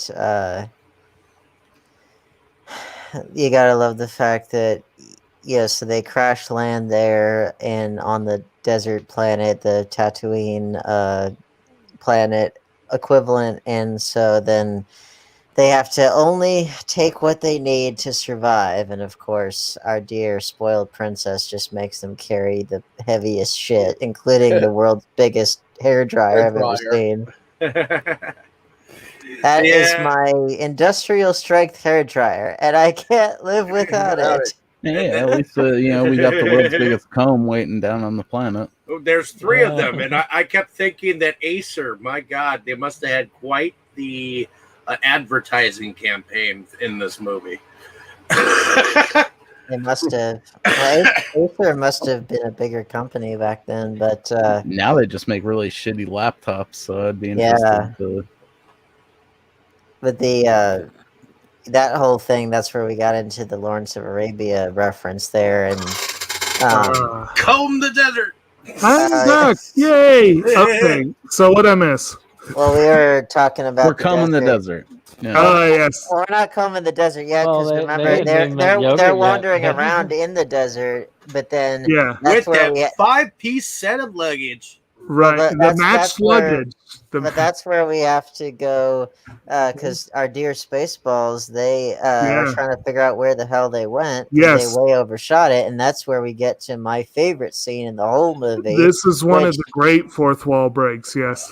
I don't even know if you can call it fourth wall breaking because I think this is more like erasing the fourth wall from existence. Because this is about this redefined fourth wall breaking, but it's again, it's so brilliant. They're like, Sir, I have an idea. Let's watch the video cassette of Spaceballs the movie. Spaceballs movie. You still the this new edited video in home entertainment video technology. It's instant cassettes. They're released before the movie is finished. You think it'll work? And they go to the Mr. Video, of course, and it's all Brooks movies. And well, mostly you'll notice like they had Friday the 13th of Rocky. Right, and then they had like all the sequels, like all those tons of sequels. Yeah, then you have almost all the Mel Brooks movies. Yeah. Blazing the nice Saddles, thing Young though, Frankenstein.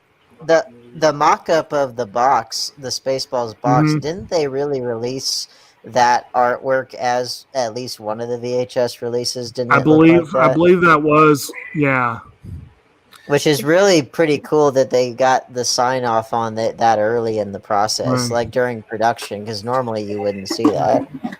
Right. But I guess they felt like they needed it in order for the gag to work. Yeah. And then, of course, they're like, no, go prepare to fast forward. Prepare to fast forward. Fast forward. Skip No, past this. In fact, never play this again. What is that? Now. The waving the hand in front of the camera there, like that whole thing, like, what the hell am I looking at? We're now. You're looking at We're in now. Everything that's happening right now is happening now. What happened then? We passed it. When? Just now. Yeah. When will then We're be now? Soon. Which, of course, that was obviously... So that's a play on I believe Abbott and Costello was on first. Probably. Which is too old for most people, not Mel Brooks, but most people to get. Well, but I got it too. But that redefined fourth wall breaking. Like, I've never seen the fourth wall absolutely shattered and demolished at a molecular level. I've never seen it done quite to that degree. But again, I think he set the stage. He set the bar. One could also look at that as being one of the more creative. You could almost see it as a Deus Ex Machina of basically like an in-movie cheat card for them. Like a cheat code. Where are they? Let's watch the movie and find out. I know. It's kind of like I've seen that occasionally. Like actually, one of the more recent ones, and I personally found the meta humor very amusing. I can't remember, Dane, if I've asked you about this one. Jim Jarmusch's "The Dead Don't Die." I haven't watched that movie yet. There is a part where Adam Driver specifically references the fact that he's read the script, and that's why he knows what's going on. And they did that gag later on in Robin Hood Men in Tights. Although again, I have to say, the Muppet movie did that before, where they were like, they're trying to explain it to Dr. Teeth, and they're like, but he wants to know. Well, read the screenplay, and so he catches him up on everything. But then another one that talk about a Deus Ex Machina, one that did that before. Like 12 years before, actually, was in Monty Python and the Holy Grail with the animator. The animator suffered a fatal heart attack. And the cartoon peril was no more. I know. Which, and that did that same kind of thing, but many years before. They sort of did some fourth wall breaking in the show Once Upon a Time with the writer coming into it as a character. Which I thought was kind of cool. Well, that's been done a few times too, like in cinema and in literature. I mean, Stephen King pulled that in the Dark Tower series, so that's kind of I've seen that happen. But so basically, our intrepid heroes are stumbling through the desert, getting more and more parched. You get Lone Star, water, Barf going, water, and then Dot going, oil, and then room service. And then they each pass out one after another, and then they're saved by the dinks, and again you get that ding, ding, ding, ding, ding, ding, ding, and then they're introduced to When the hell did we get to Disneyland? Yes, when did we get to Disneyland? Which was an unusually prescient joke. Weren't given, weren't they dinging to the 12? What was it? No, The it Dirty was- Dozen. No, they No, were it was dinging to the Colonel Colonel Bogey's- Bogey's March, Yeah. Okay. which I believe that was featured in the Dirty Dozen. But as I said before, it was very explicitly featured on the soundtrack of The Bridge on the River Kwai. Yeah. And it's been used a lot in British cinema and occasionally elsewhere. But I believe it's an actual British marching tune. Yeah. That I just remember it being whistled to in a military movie. So.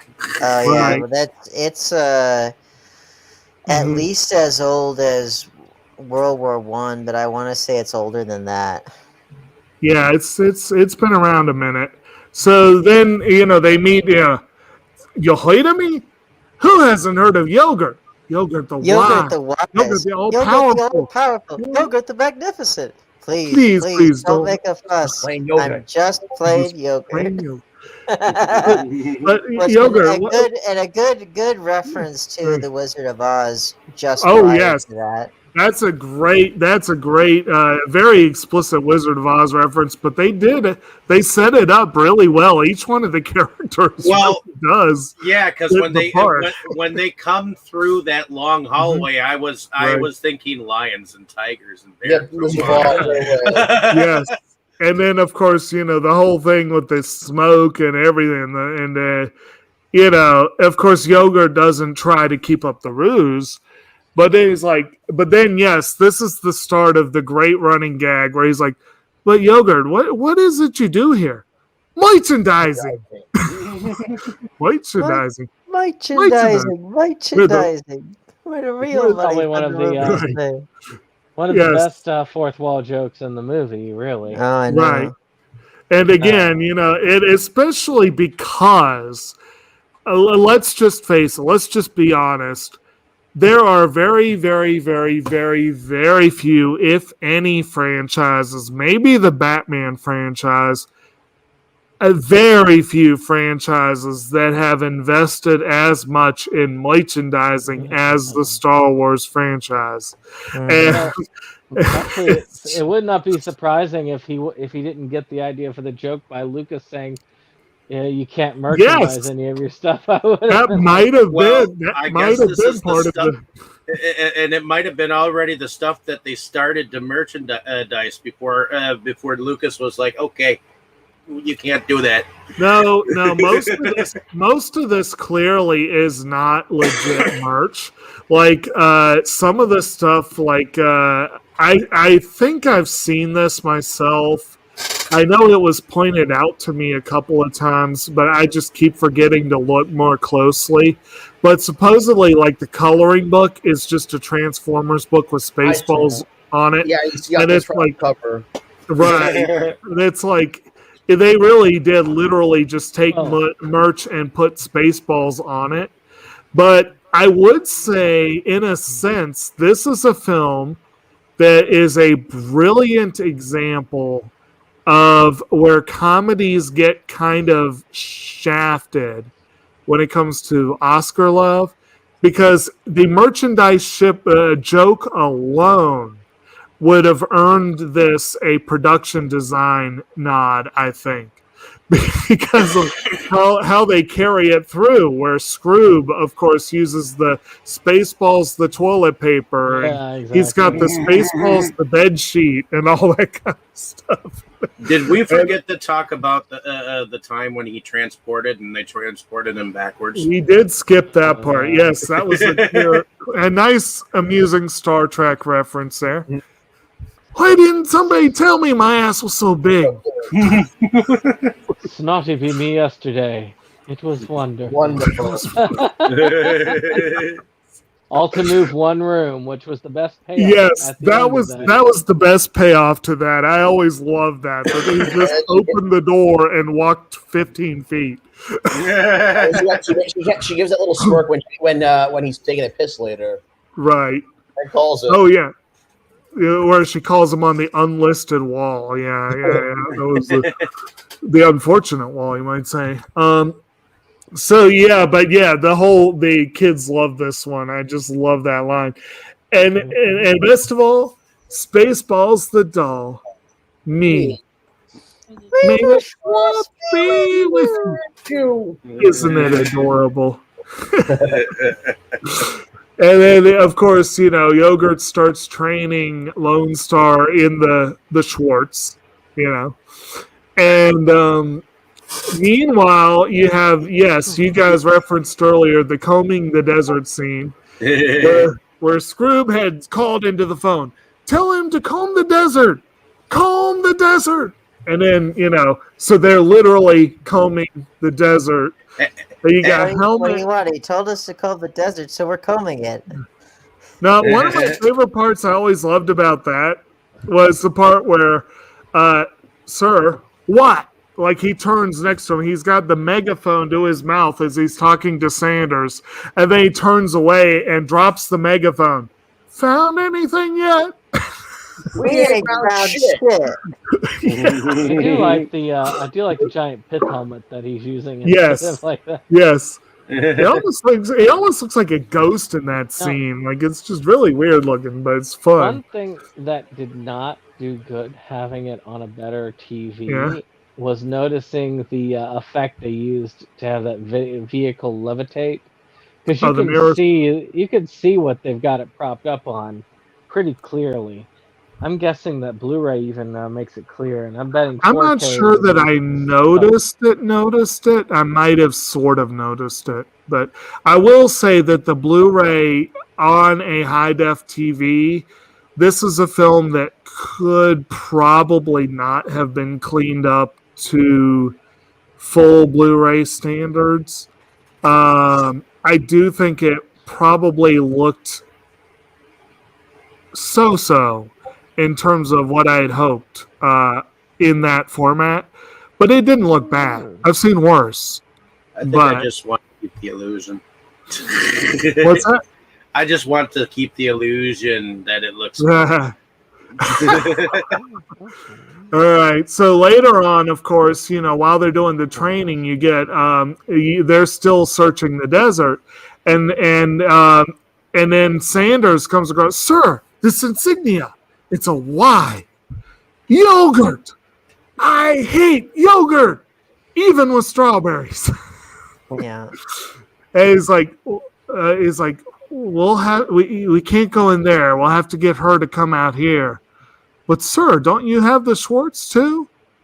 Oh no, he got the upside. I got the downside. There's two sides to every Schwartz.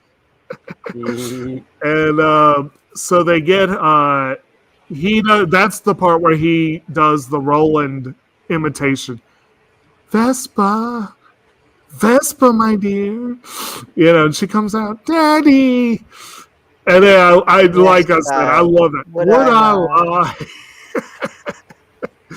And then there are certain audio cues that are emblazoned in my mind from this movie. And one of them is when he goes, "Fool you!" Yeah. Always have like that. It is completely emblazoned in my mind. And there was a phase I went through where I quoted that a lot, but. So they capture her and go ahead and take Dot. But we did have the kind of pseudo romantic scene before that with her and Lone Star and the Virgin Alarm. Which is set up to go off before you do. Yeah. Yes. Yes, which is kind of interesting since she was kind of playing matchmaker earlier, and then suddenly she's like Mother Hen, and just. But yes, I do love that. It's programmed to go off before you do. But so they're captured, taken away. Yogurt gasses up the Winnebago, gives Lone Star his ring. He's like, the ring of the Schwartz. Take it. You might need it. He gives him a fortune cookie, too, because, why not? And remember, open it before you eat it. Remember, yes. And then, again, one of the great great parts of that running gag where it's like, will we ever meet again? Who knows? God willing, we'll all meet again in Spaceballs 2. The slates for more money. Which, We've been of trying course, to get that ever since. fake sequels are a staple of Mel Brooks films. He advertises sequels all the time. But I would will to see Hitler on Ice. Like I would have liked to History see of the World Part 2.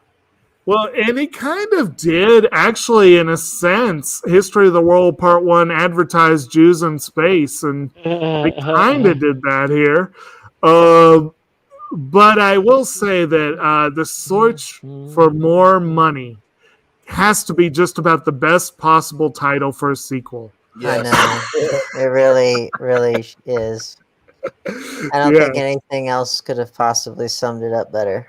Exactly. And the closest to that joke that I've seen, we've already mentioned, I think we mentioned in the Mallrats one, the whole Good Will Hunting 2 sequence in Jay and Silent Bob Strike Back. The damn it, Ben, I said I'm busy. Yeah. I just love that. But it's the same sort of joke, but just a slightly different twist on it. And every bit as effective, if not more so, especially for being 12, 13 years sooner. So they go off after to rescue them, and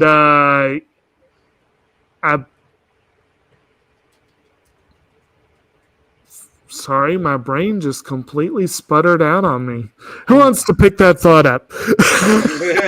Well, basically, they have to go rescue the princess, of course, and that's where they do the whole disguise themselves as the Spaceballs soldiers, and that's where they have the no parking, gag. And I mean, the actual shootout there is not too bad.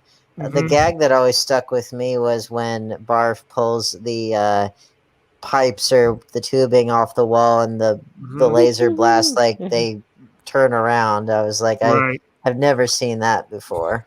I like the whole they hit her hair, just like, oh no, I hate guns. Then it's like, well, that's after they rescue them, of course. But yeah, that was always fun. I enjoyed that. He shot my hair, son of a bitch. They're looking for them, and they find, they hear this. Nobody knows. She's a bass. And then they get her out, and you have that great scene with the reverse.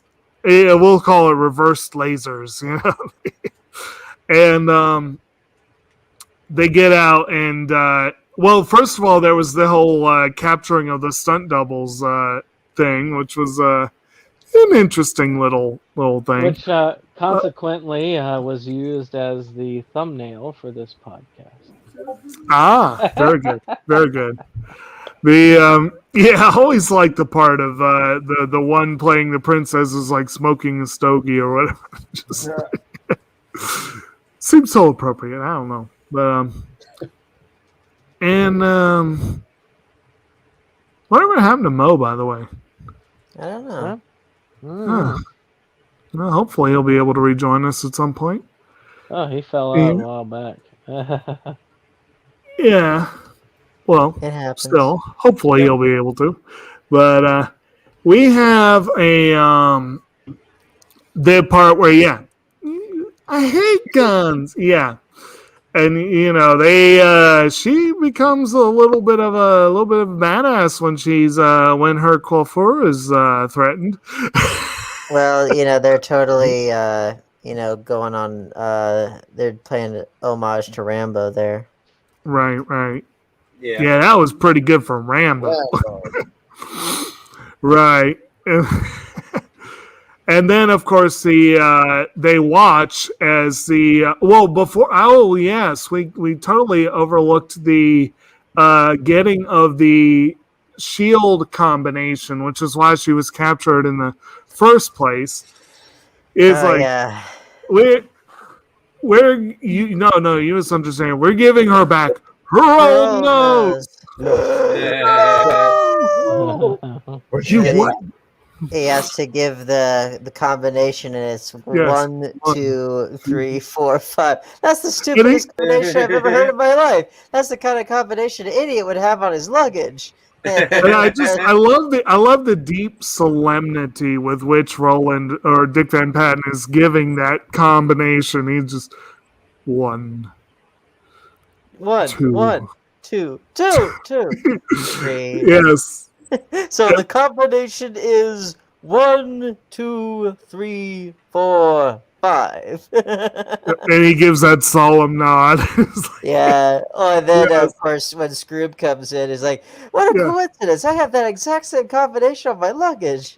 And of course, you get that little combination on my luggage. that little look passes between Helmet and Sanders, and the and actually the doll scene was before that, wasn't it?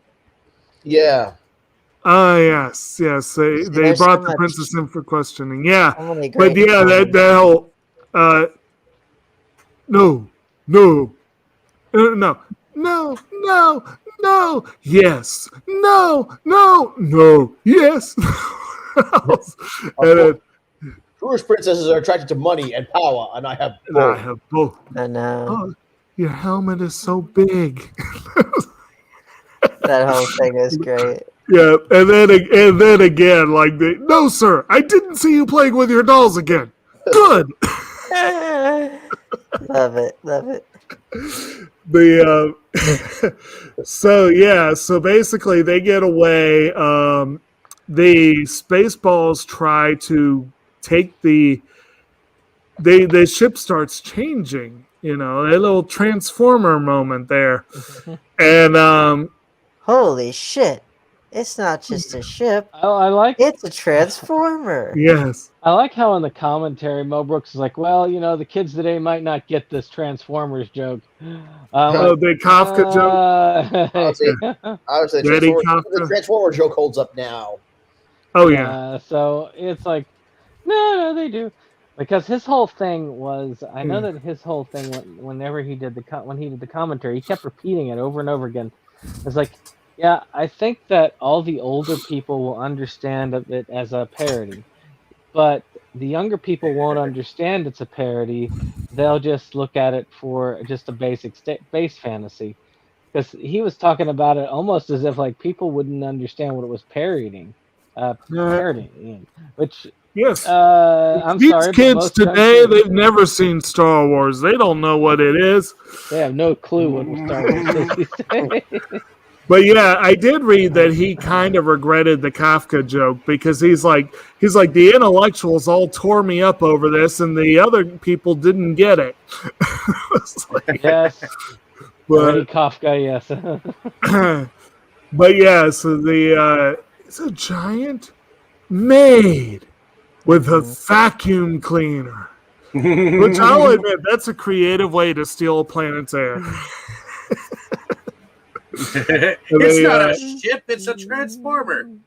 And then they start doing that, and then of course, Lone Star saves the day using the Schwartz. Well, but you got the what the hell are you doing? Vulcan nerve pitch? No, stupid. You gotta go further down where the shoulder meets. No, that's once they get into the ship. But yeah, this is like to reverse the air, and and it's like, and then you get it's Mega Maid. She's gone from Zuck to Blob. That whole thing is great. Spaceballs 1 has now become boom, boom, boom, boom, boom, boom, boom. Mega Maid. Yeah. They had their own percussion section there. Oh yeah, you gotta have a timpanist. But then once they have given Duridia a second wind, if you will, they go into the ear canal of Mega Maid and start looking for the self-destruct mechanism. And that's when you get Lone Star going in and doing the Vulcan. No, you idiot! You're too high. It's down here where the shoulder meets the neck. There, yeah. I know. And, Probably take somebody out like right after with shaving cream. Yeah. right. He does some interesting little bits, and then of course Dark Helmet is actually there waiting for him because they had to have their little, before you die, there is something you should know about us, Lone Star. What? I am your father's brother's nephew's cousin's former roommate. What's that make us? Absolutely nothing. Nothing. Which is what you are about to become. Yes. Shit! I hate when I get my Schwartz twisted. And then Maybe if I put my foot up here. Actually, before that, you got the line. You have the ring, and I see your Schwartz is as big as mine. Now let's see how well you handle it. And then they do their little lightsaber fight, and then it wipe the You're sound. one of the cameramen, yeah. Yeah, you gotta love how the you gotta love how the lightsabers start at the exact moment of where their Schwartz is supposed to be. Right. I see your Schwartz is as big as mine. Yeah. Indeed. And then we got the, he managed, they have that little bit of picking on the short guy where he puts his hand on Helmet's helmet and he's going, wailing and can't do anything. And he takes his hand off and Dark Helmet runs right into the self-destruct button. I know. That's no, he had, I can't believe you fell for the oldest trick in the book. What is with you, man? Because he gets rid of the ring. Oh, that's true. Yes. And then, of course, later, you had to have that spiritual moment where Lone Star hears the yogurt speaking in his ear. Forget the ring. The ring is booked. I got it at a Cracker Jack box. But how many kids these days even know what Cracker Jacks are? I do. But yeah, they're not as popular as they were, that's for sure. And I don't think do they still give prizes in those? That's what I mean. I don't. Stickers. Stickers. Oh, no, those aren't prizes. That's lame. Stickers and tattoos. That's about it. It's definitely not a shiny ring, but no. Oh, you have to. It's not the orphan. It's not the Orphan Annie decoder ring or anything like that. Yeah. Or those tattoos. For that now. So we got the the self-destruct is triggered. And of course, Lone Star rushes back to the ship and they trying to get the hell out of Dodge. And meanwhile, everyone else is trying to, you got Scroob, Sanders, and Helmet trying desperately to get to escape pods. But as we said earlier, there's just way too many people and animals waiting in line for those escape they have pods. A 3-ring circus and a zoo there. Exactly. And a pizza to go, One of the most random bits in the whole movie, I have no clue where this came from, but it always stuck out to me, was, who are you? I'm the bearded lady. Who are you, one of the freaks? Who Dave has his avatar for tonight. Yeah, that came out of absolute nowhere, but it always stuck out to me because it was so random. Yeah. And actually, on that scene, it's my understanding Lucas actually provided a handful of unused shots from the Star Wars films. And I think some of the escape pod sequences were technically B-roll footage from Star Wars. So that was kind of a nice way to get some good shots in cheaply. Saved some money there. Exactly. I mean, again, Lucas apparently was a really good sport about this. He apparently loved the screenplay, and and again, Industrial Light and Magic was very heavily involved in the post-production. So that was nice. Apparently, when the movie was done, he said that he was afraid he was going to bust something from laughing so hard. Right. Exactly. So they've got the whole thing where something like 5 minutes to self-destruct. This is your last chance to push the what is it? The cancel button or the Yeah. yeah. And they're like, can't what? They're all Or, fuck, even in the future, nothing works. yes. Interesting that they got that in, even though it's a PG film. When I like the 8, 10, 9, 8, Right. 6. What happened to 7? Just kidding. 5, 4, 3, 2. Have a nice day. Have a nice day. Thank Thank you. you. Actually, the whole, and right before this cancellation was button thing was I've used that a lot. Even in the future, nothing works. I think about Right. that line every time. yes. One of same here. one of the computers at work crashes. Like, even in the Yes. future, nothing works. Or at my day job, like sometimes I can't use my credit card to get a soda out of a vending machine. So Right.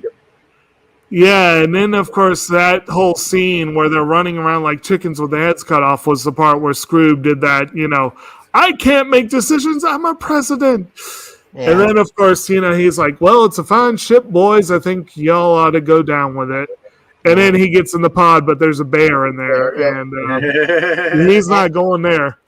Can't quite get that seatbelt to work. And then this sets up one of my favorite moments in the whole film where the head of Mega Maid and the arm land on the beach, and it's an obvious Planet of the Apes reference. Yeah. And you get these two apes coming towards it.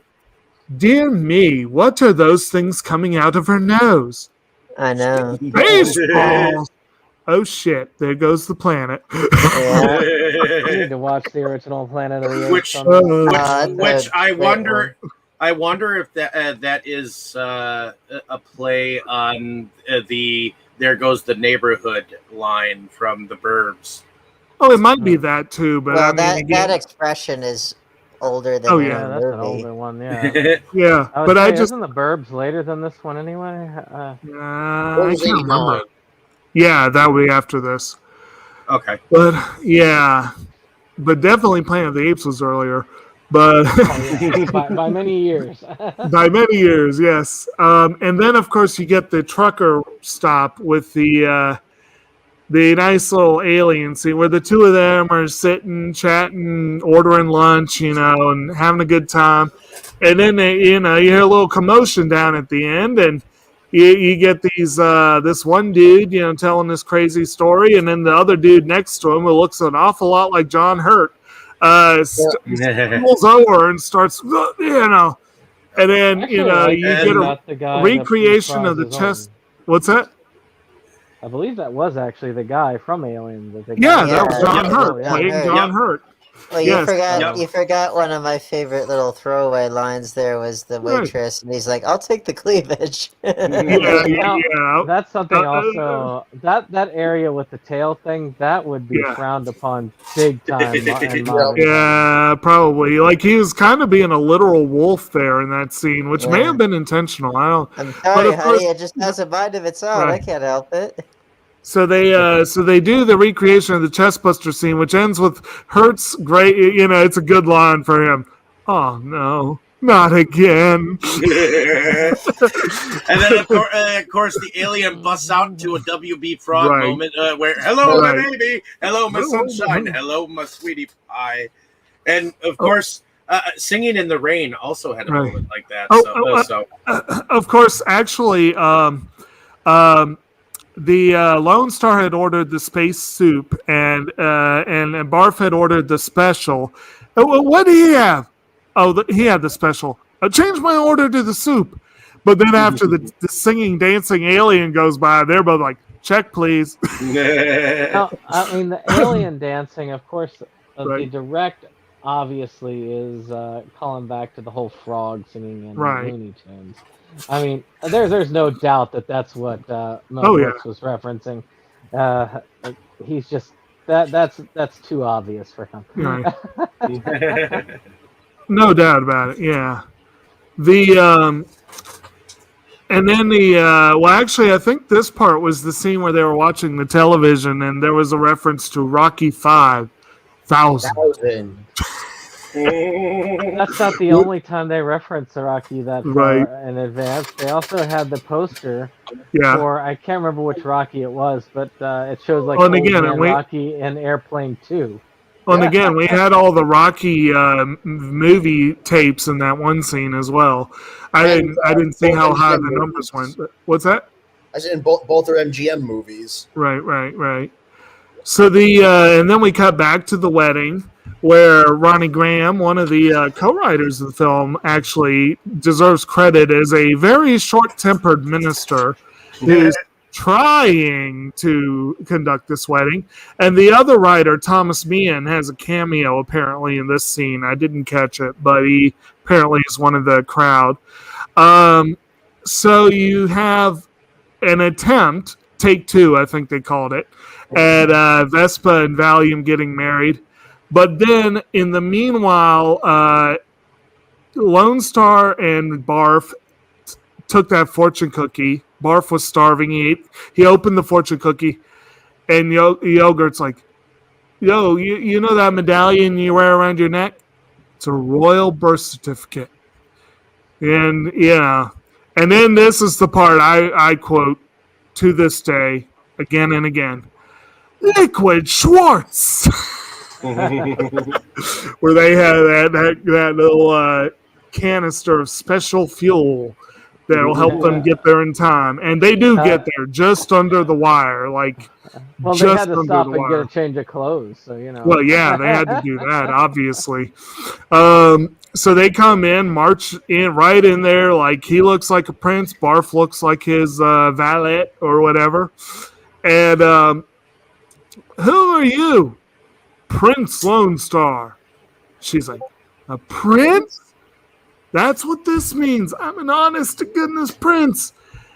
Will you marry me? Let me think about it.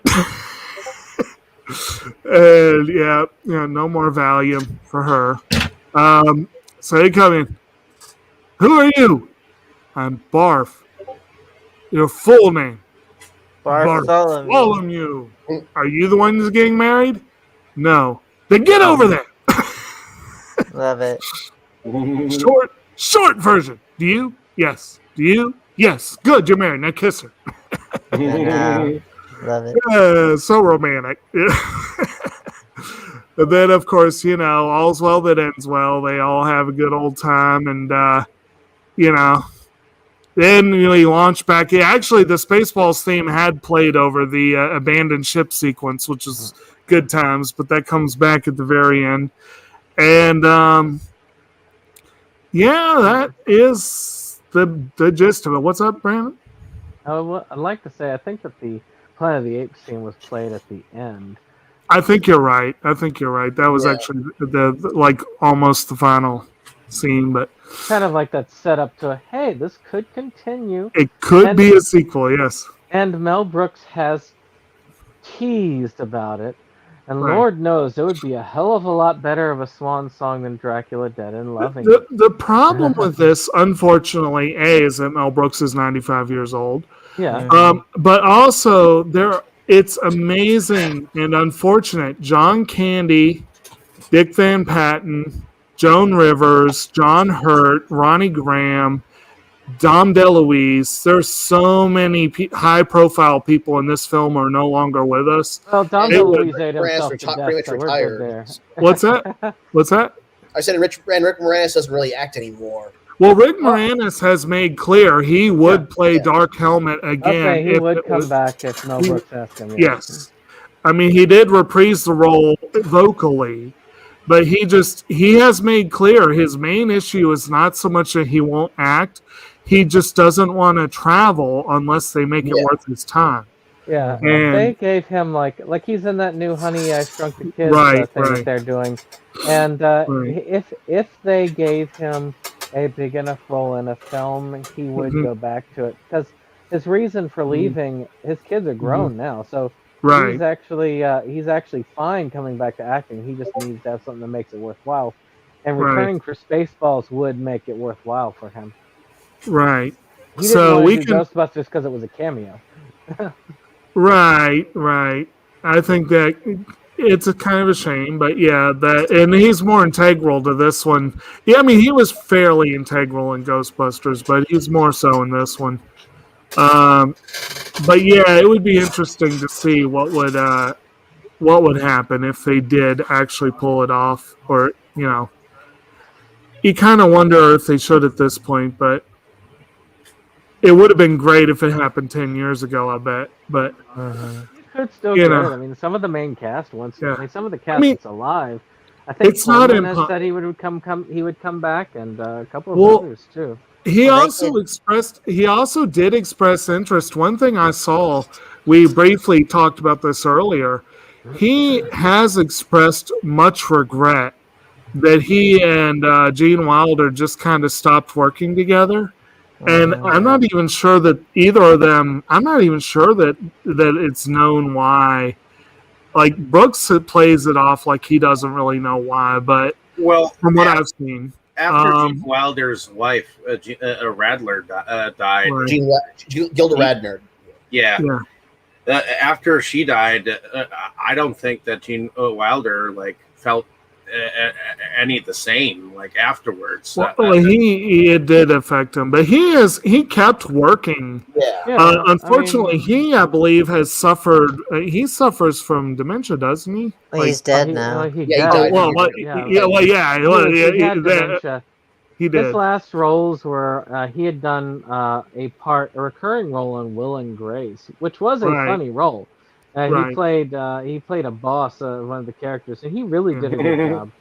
So it would have been nice if we could have seen him come back, but whatever. It is sad, but there are some there. Who knows? Maybe they will. I mean, who knows? Maybe Jack Black will take over Barf's part, and you'll see people coming in. I almost see that.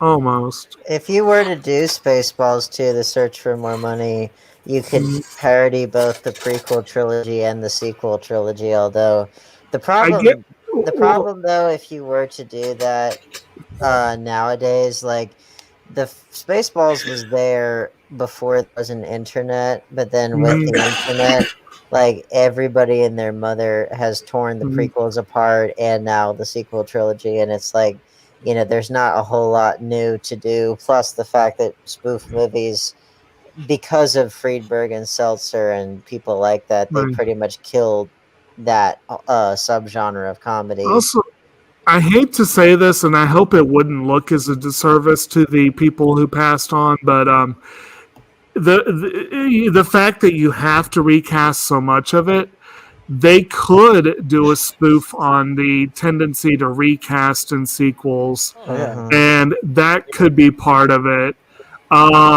Also, one thing I'm going to put out there, if they ever do make a sequel, there is an idea for a vlogcast that I floated last night that I'm going to go ahead and float again. I think everyone... I'd like to do one eventually where we talk about movies that have an original song for the movie that actually is better than the movie. And I can think of one example of where a movie spawned an original song that was better than the movie, but it wasn't actually officially even part of the production. And that was when Weird Al did The Saga Begins for The Phantom Menace. And I will go ahead and say that if they do another one, they definitely ought to approach Weird Al about doing a song. I think that would be great. He didn't do one about the sequel trilogy, though, unfortunately. I would love to see Mel Brooks try one more time before he passes on. It would be cool to see, and it wouldn't be unheard of for somebody even at his age to go back. I mean, he's still pretty. From what it sounds like, he's pretty loose. Even if he just writes and produces it and gets someone a little more spry to actually direct it, I think that would be possibly, because he's still... I have heard him say that he much prefers writing over directing, that I think one of the reasons he stopped was that he just wasn't that interested in directing. But he loves writing, and he apparently got into producing. He really kind of felt something there, but he really loves writing, and I think that would be his biggest thing, and I wouldn't mind seeing him focus on that effort. Because directing takes a lot out of you. I mean, it really does, and it takes a special type of person. His last kind of hurrahs in the public sphere were the producers on Broadway and the 2005 film adaptation of the musical version of the producers, which he did not direct, but he produced. It was based on the extensive work that he did getting the producers onto the stage. But yeah, since then, not a whole lot. I guess he's just comfortable with. Well, actually, he had that brief role in what was that, Hotel Transylvania 2, where he was Adam Sandler's Dracula's Dead. He was in 3 as well. He reprised that role. Yeah. He still works occasionally, but it is kind of sad. Like I said, I felt like Dracula Dead and Loving It was not his strongest work. No, that was not a good send off for him. But then again, it's like if he knew that he didn't have it in him anymore, then better to get not do it for longer than it needed to be done. Because I'm with you. I feel bad that he ended on such a sour note. Because and as much as I love this movie, the intelligence of the jokes, the jokes are a bit more obvious in this one. Now they're still really funny, but it's not in terms of cleverness of the writing. I think that the high point was the producers, and I mean he won an Oscar for Best Original Screenplay for that film. Now that's not a spoof film, but it showed just what a great writer he was. And then in terms of the spoof movies, I mean, Young Frankenstein and Blazing Saddles both are kind of the pinnacle. Actually, one that he did that I was not a fan of was Silent Movie. And it's largely because I do love actual silent films a lot. And it seemed, oddly enough, like he kind of missed the mark on exactly what made silent films so great. And that was an example of, talk about a plot that's way too meta. And that's not really breaking the fourth wall. That's an actual meta plot, because the whole thing is, what a novelty it is to make a silent film in 1976. And I'm like, okay, I get it in the first 5 minutes, but that's the whole fucking movie, I need to give that one another go. I think I've only seen it once. I do say one. I did love one particular joke in that, and that was that the only word spoken in the whole film was spoken by a mime. I did love that. My Marcel was Marcel. No. Yeah. And that was it. No. I mean, when it comes to Mel Brooks and a lot of his work, you've got to just deal with what you got. I really do think that it is a total shame that they did not have what do they call? I don't like that they didn't have a Criterion collection for Mel Brooks. I actually think that a Criterion collection box set, because they have them for others. It's it obviously has been done. Costco. He does have a box set, but it's not a complete box set, for one. No. And it's two, not most of them. I could see it for the producers for sure. Because Spaceballs, for instance, isn't even in there. The rights for that, for the producers, for Blu-ray anyway, I saw the one that I have was from Shout Factory, but then I guess that it got moved over to Kino Lorber. Kino just put out both the producers and Spaceballs, and really pretty nice sets. I mean, they really are pretty nice in terms of special features and that kind of stuff. They're almost on par with Criterion. But my hope is just Criterion. I'm starting to realize, and this bugs me, because they're supposed to be the ultimate collector sets. They have a really bad habit of not trying to get all the bonus features that are released. They have a really bad habit of producing a fair number of their own, getting a fair number of what's out there, and then not really trying. I have 2 copies of The Princess Bride and 3 copies of Blood Simple, partly because I refuse to get rid of my special editions because they have stuff that's not on the Criterion set. And it's like, I would really wish Criterion would try harder to get the definitive sets. But I agree, Mel Brooks should have a Criterion set of the films he's directed.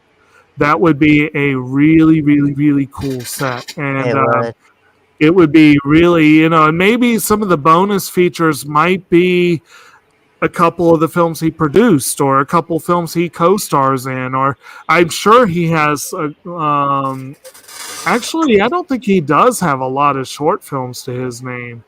Not really. So almost every film he has is in that one set, except I know Life Stinks was not in it, and Dracula Dead and Loving It I don't think was, and I know the producers wasn't. What's that? Oh, never mind. I said Dracula and Dead and Loving It. I don't think it would be worthy of. And I don't think Spaceballs was in that set either. So I think it was all the others. Which incidentally, I'm looking at. Got double branded. Okay. And I don't think Robin Hood Men in Tights was in that collection either. No, it was in that collection. It is in that collection. Actually, Men in Tights, this is not 100% accurate because when we were kids, we kind of had a communal movie collection. And I know I technically owned some of them, but I couldn't tell you which ones. I consider Men in Tights to be the first film I owned on VHS. And I will keep that. Even though I no longer collect VHS or have any way to play it, I'm keeping that copy. Oh yeah, some films have a specialness to them. Exactly. And I will say, I meant to make a point earlier, and I'm going to make the point real quick, and then we should start to wrap up. But I do think that Spaceballs and Men in Tights both they're kind of in a middle zone. And unfortunately, Mel Brooks did kind of go out with a whimper rather than a bang. Yeah. And I think it was fatigue. I think he largely was getting tired of directing. And Spaceballs and Robin Hood Men in Tights both have a lot of moments where they were just kind of weak. Like, there's a couple moments in Spaceballs where I'm like, he really should have cut 10 seconds there, or he really should have cut that scene by 10 seconds, or this line of dialogue just completely fell flat and they probably should have cut that. There were parts where I felt like they really could have trimmed and tightened it, and Men in Tights was the same way. They also had a few more broad and lazy jokes than some of the earlier films did, but they also still had a lot of moments of brilliance, and they still were hilarious and memorable and quotable. And it really was Dead and Loving It, where it was pretty much, he pretty much checked out. It is sad, but at the same time, I guess it just goes to show you how things can go when you just keep going with something, even though you know that in the end, sometimes it's better to go out on top and just check out a little bit early than to go out with a whimper. A good example, like The Simpsons. You hear that, Simpsons producers? Yeah, that needs to end. Of course, that ship has sailed. Simpsons it's already in the one. Simpsons should have ended after the 10th season, at least. Maybe. At the very, very, very least after the movie, because that showed a slight creative resurgence. And then they should have just said, okay, now we're going to end on a high note. And it wouldn't have been a high note, but it would have been better than just ending, But, that boat has sailed. And then when they started hemorrhaging cast, I mean, really, when Harry Shearer, who voices more than half of your characters, says he's done with the show, that should tell you something. I was watching. I spent like the Christmas season, going through all the Christmas episodes, and the most recent Christmas episode, Julie Kavner sounded like she was going to cough up a lung playing Marge. Yeah. Well, yeah, and that's It's what they. That's what happens, though. You know, you stuck there a long enough time. Eventually, things are just going to get stale. It just happens. So, just real quick, as we've gone along, we've talked about this as we've gone along, but just a recap of, does anyone have anything on the production or music that we haven't covered that you really want to throw out there? I liked a lot of the things. I mean, I remember Kim coming out and saying, like, well, the ship looks like it's made out of Legos. And that just made me think of the Monty Python thing. It's only a model. but really and truly, I mean, I loved the way that they did. I loved the costume design.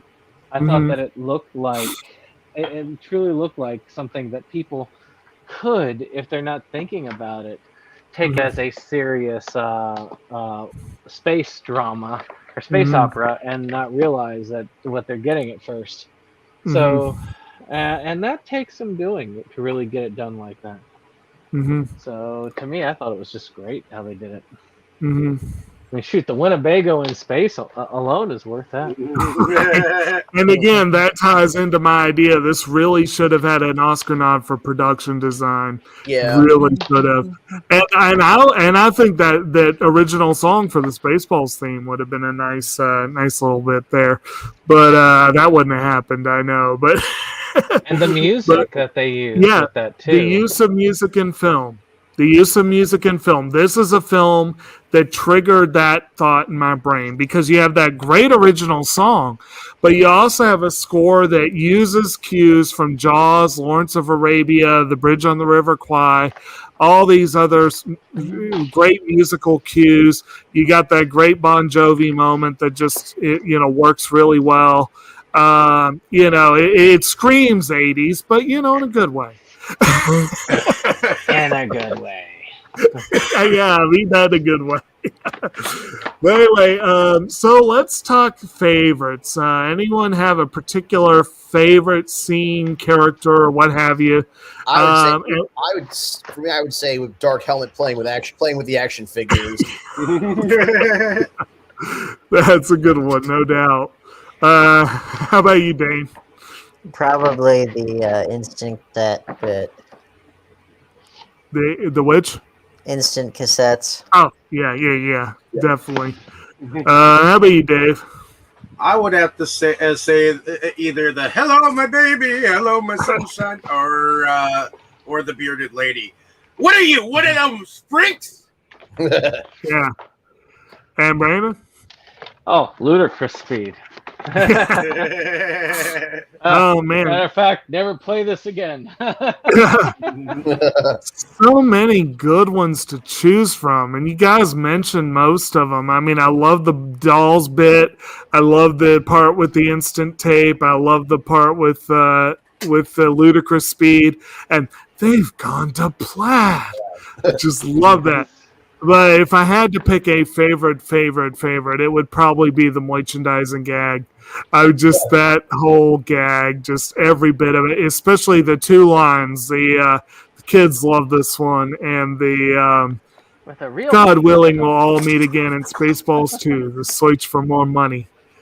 And then the Planet of the Apes bit at the end with the dear me, what are those things coming out of the super Britishness of those apes? Just it's like they were Monty Python. It's like they were Monty Python in the moment. Exactly. And a missed opportunity there not to have John Cleese and Eric Idle in those roles. Yeah.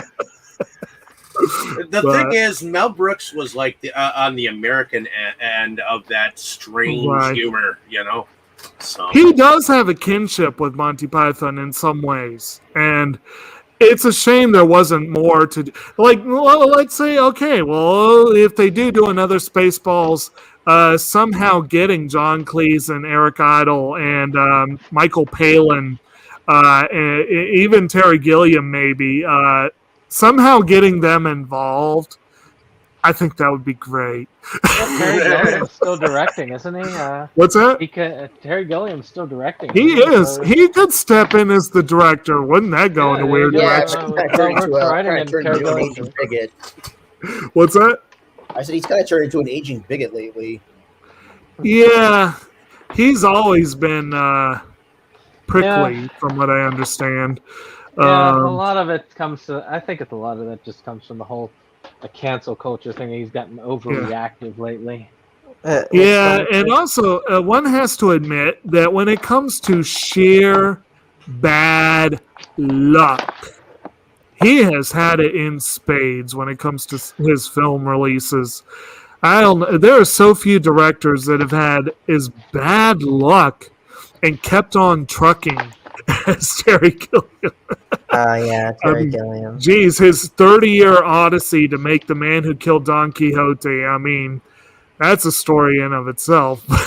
Yeah, I know that he is a bit of a, I guess, prickly customer lately, mostly because he's kind of become curmudgeonly, but you know, kids, get off my lawn! It is one of those things. I agree with you. I think he's speaking. It's funny because he was so anti-Bush to the point where he renounced his U.S. citizenship out of protest, and he's a UK citizen exclusively.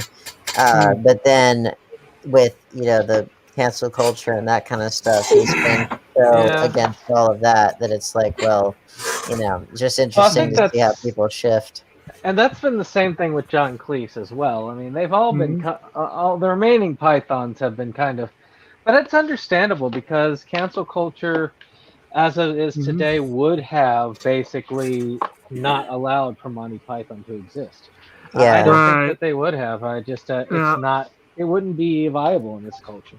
Now, just a quick plug though. Talking about people not wanting to end on a bad note or a sour note or a forgettable note. I really hope John Cleese has a few more roles in him to erase the very excellent Mr. Dundee from his final presence. He was okay in that film, but I hope that's not what he goes out on. Well, hey, if William Shatner can get back into the saddle again. True. 90, I still need to see Senior Moment. I really need to see that. But talk about kind of not so popular figures anymore. Yeah. What was the okay, there's a line in the movie An American Pickle or something like I've said such horrible things. There's no way in America that anyone will ever love me again. And his grandson's like, actually, yeah,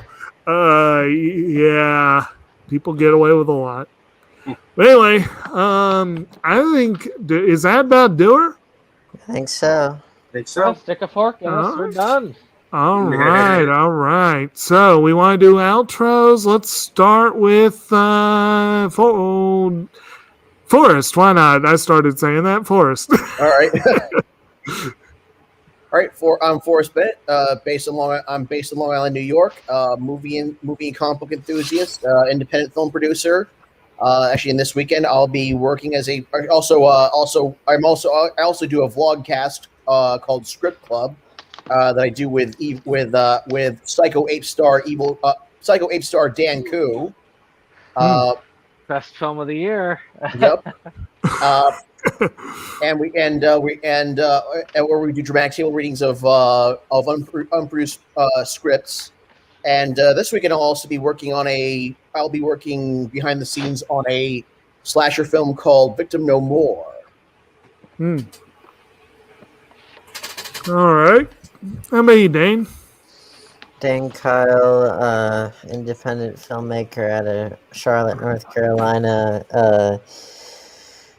on a YouTube channel called Indie Horror Film Creative, which I haven't done anything with in a while, just, because life is busy, but, just trying to trying to really get back in the swing of filmmaking. I'm gonna try to do the 48-hour film project this cycle, which I haven't done in a while, and mostly just been focusing on writing lately. All right. How about you, Brandon? Well, SeptumSin is SeptumSin versus the world. We love our physical media here. And kittens, lots of kittens. But Yes. we do love our physical media, collecting it. Of course, a lot of wrenches have been placed into our production schedule because, return to work. So it's not as easy to edit anymore. But we are still keeping up with our pickup videos and our new releases. We do have some projects, of course, coming down the pike. We have our 200th pickup episode coming up, and we are really psyched about that. We're going to make that one heck of a celebration of collection. There may be a delay. I want to make sure I got every piece together for it, but it's going to be quite a bit. But that's going to be in about 7 weeks or so. Then we have also our movie awards. Now, this year we're going to be hosting the movie awards, though I would like to hope that, and channels partnered here, eventually others might want to host them in the future as we go. But this is going to be our first outing where we're like, screw the Oscars, screw all the other awards. We're doing an awards ceremony that is all us. And our Academy is working now, and by the end of the week, we should have all the nominations in, for better or for worse. And my hope is that by next week, Jake will have tallied all of the votes, and we can give you the actual nominees this year, which would be great. It should be fun. Now, finally, as Inside Movies Galore, John Candy Week continues, with Forrest leading us on a movie that he did one of his 2 final films with director Michael Moore in the film writer Michael Moore. Writer. Yep. No, he did direct as well. it. He did direct it. Yeah. It was Sorry about that. It was his only scripted narrative. Yeah. Scripted narrative, only non-docu picture. So yes, Canadian Bacon, a very cool thing. It's one that is not talked about as much as it should be. No, indeed. Actually, I believe that was Candy's last film credit, wasn't it? Second to last. Yeah, I was gonna say it was that Wagons East, because Wagons East is what really killed him. Well, Wagons East is listed on IMDb as a 94 release, and Canadian Bacon a 95 release. That's right. I think he filmed them at about the same time. He filmed Canadian Bacon first, but Wagons East was the last one that he worked on.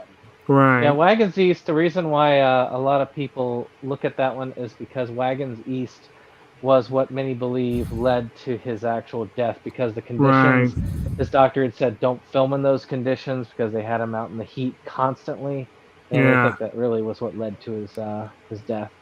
Yeah, it's most unfortunate. And I've never even seen Wagons East, but neither have I. But of course, Canadian Bacon is a classic. So, and then of course, I'm Kotobukijake. I am the co-host on SeptumSin versus the World, and yes, as he said, I am very much looking forward to tallying all the votes and seeing what people want to be our picks for the films of the year. It will be an interesting list. You can be sure of that. Will it be a good list? You will depend on your viewpoint, but it will be interesting. Vote Psycho 8. And meanwhile, I also am, film and media collector and fan and what have you. And I've recently started a nursery business, which keeps me quite busy in addition to all my other jobs, and generally you should be doing a vlog about the nursery on I don't want time. Channel. I don't want time. Just break out the camera. Get on like your head or something like that. Nursery of plants or of humans? Of plants. Yes. Okay. Yes. But at any rate, yeah, well, that's all I got to say about that.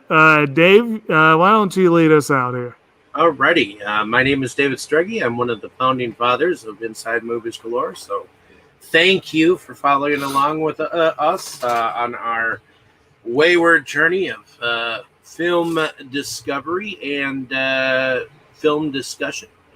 So appreciate it. But I also moonlight under a different channel called Delusions of Grandeur, where I go on about my own thoughts and my own pickups and my own discussions. Unfortunately, I don't think I'll be able to get to a discussion this week with my good buddy Boris. But if and when we do, it'll be on the film Eli. I guess fun film. I like that film. It's from 2018, 2019, I believe. So good twist in that one. Not to be confused with the Book of Eli. Nope. But in any case, other than that, I know I've got to rush to do my films things for the rest of this week. I'm not sure how much time I will have, but I will try to do what I can do by the end of it. Unfortunately, guys. Fuck my work. So yeah, I know that feeling. I got four more. I really want to see, and two of them. One of them requires 2 additional movies. So, well, yeah. I'd quit if I didn't need the money, and if I knew for sure that there would be a job in hand to replace it. Right, right. Yeah. But in any case. Alrighty, so next week, Canadian bacon. I'll make sure I'll have my ham burnt on purpose for that. Because that's basically what Canadian bacon is, burnt up ham. Yeah.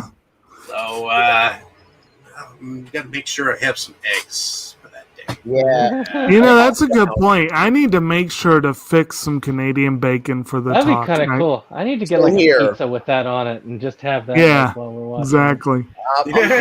I'm thinking Canadian bacon, eggs, and hash browns. A breakfast pizza. There we go. Alrighty.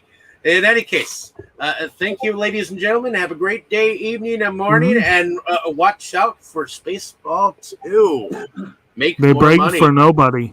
All right. All right.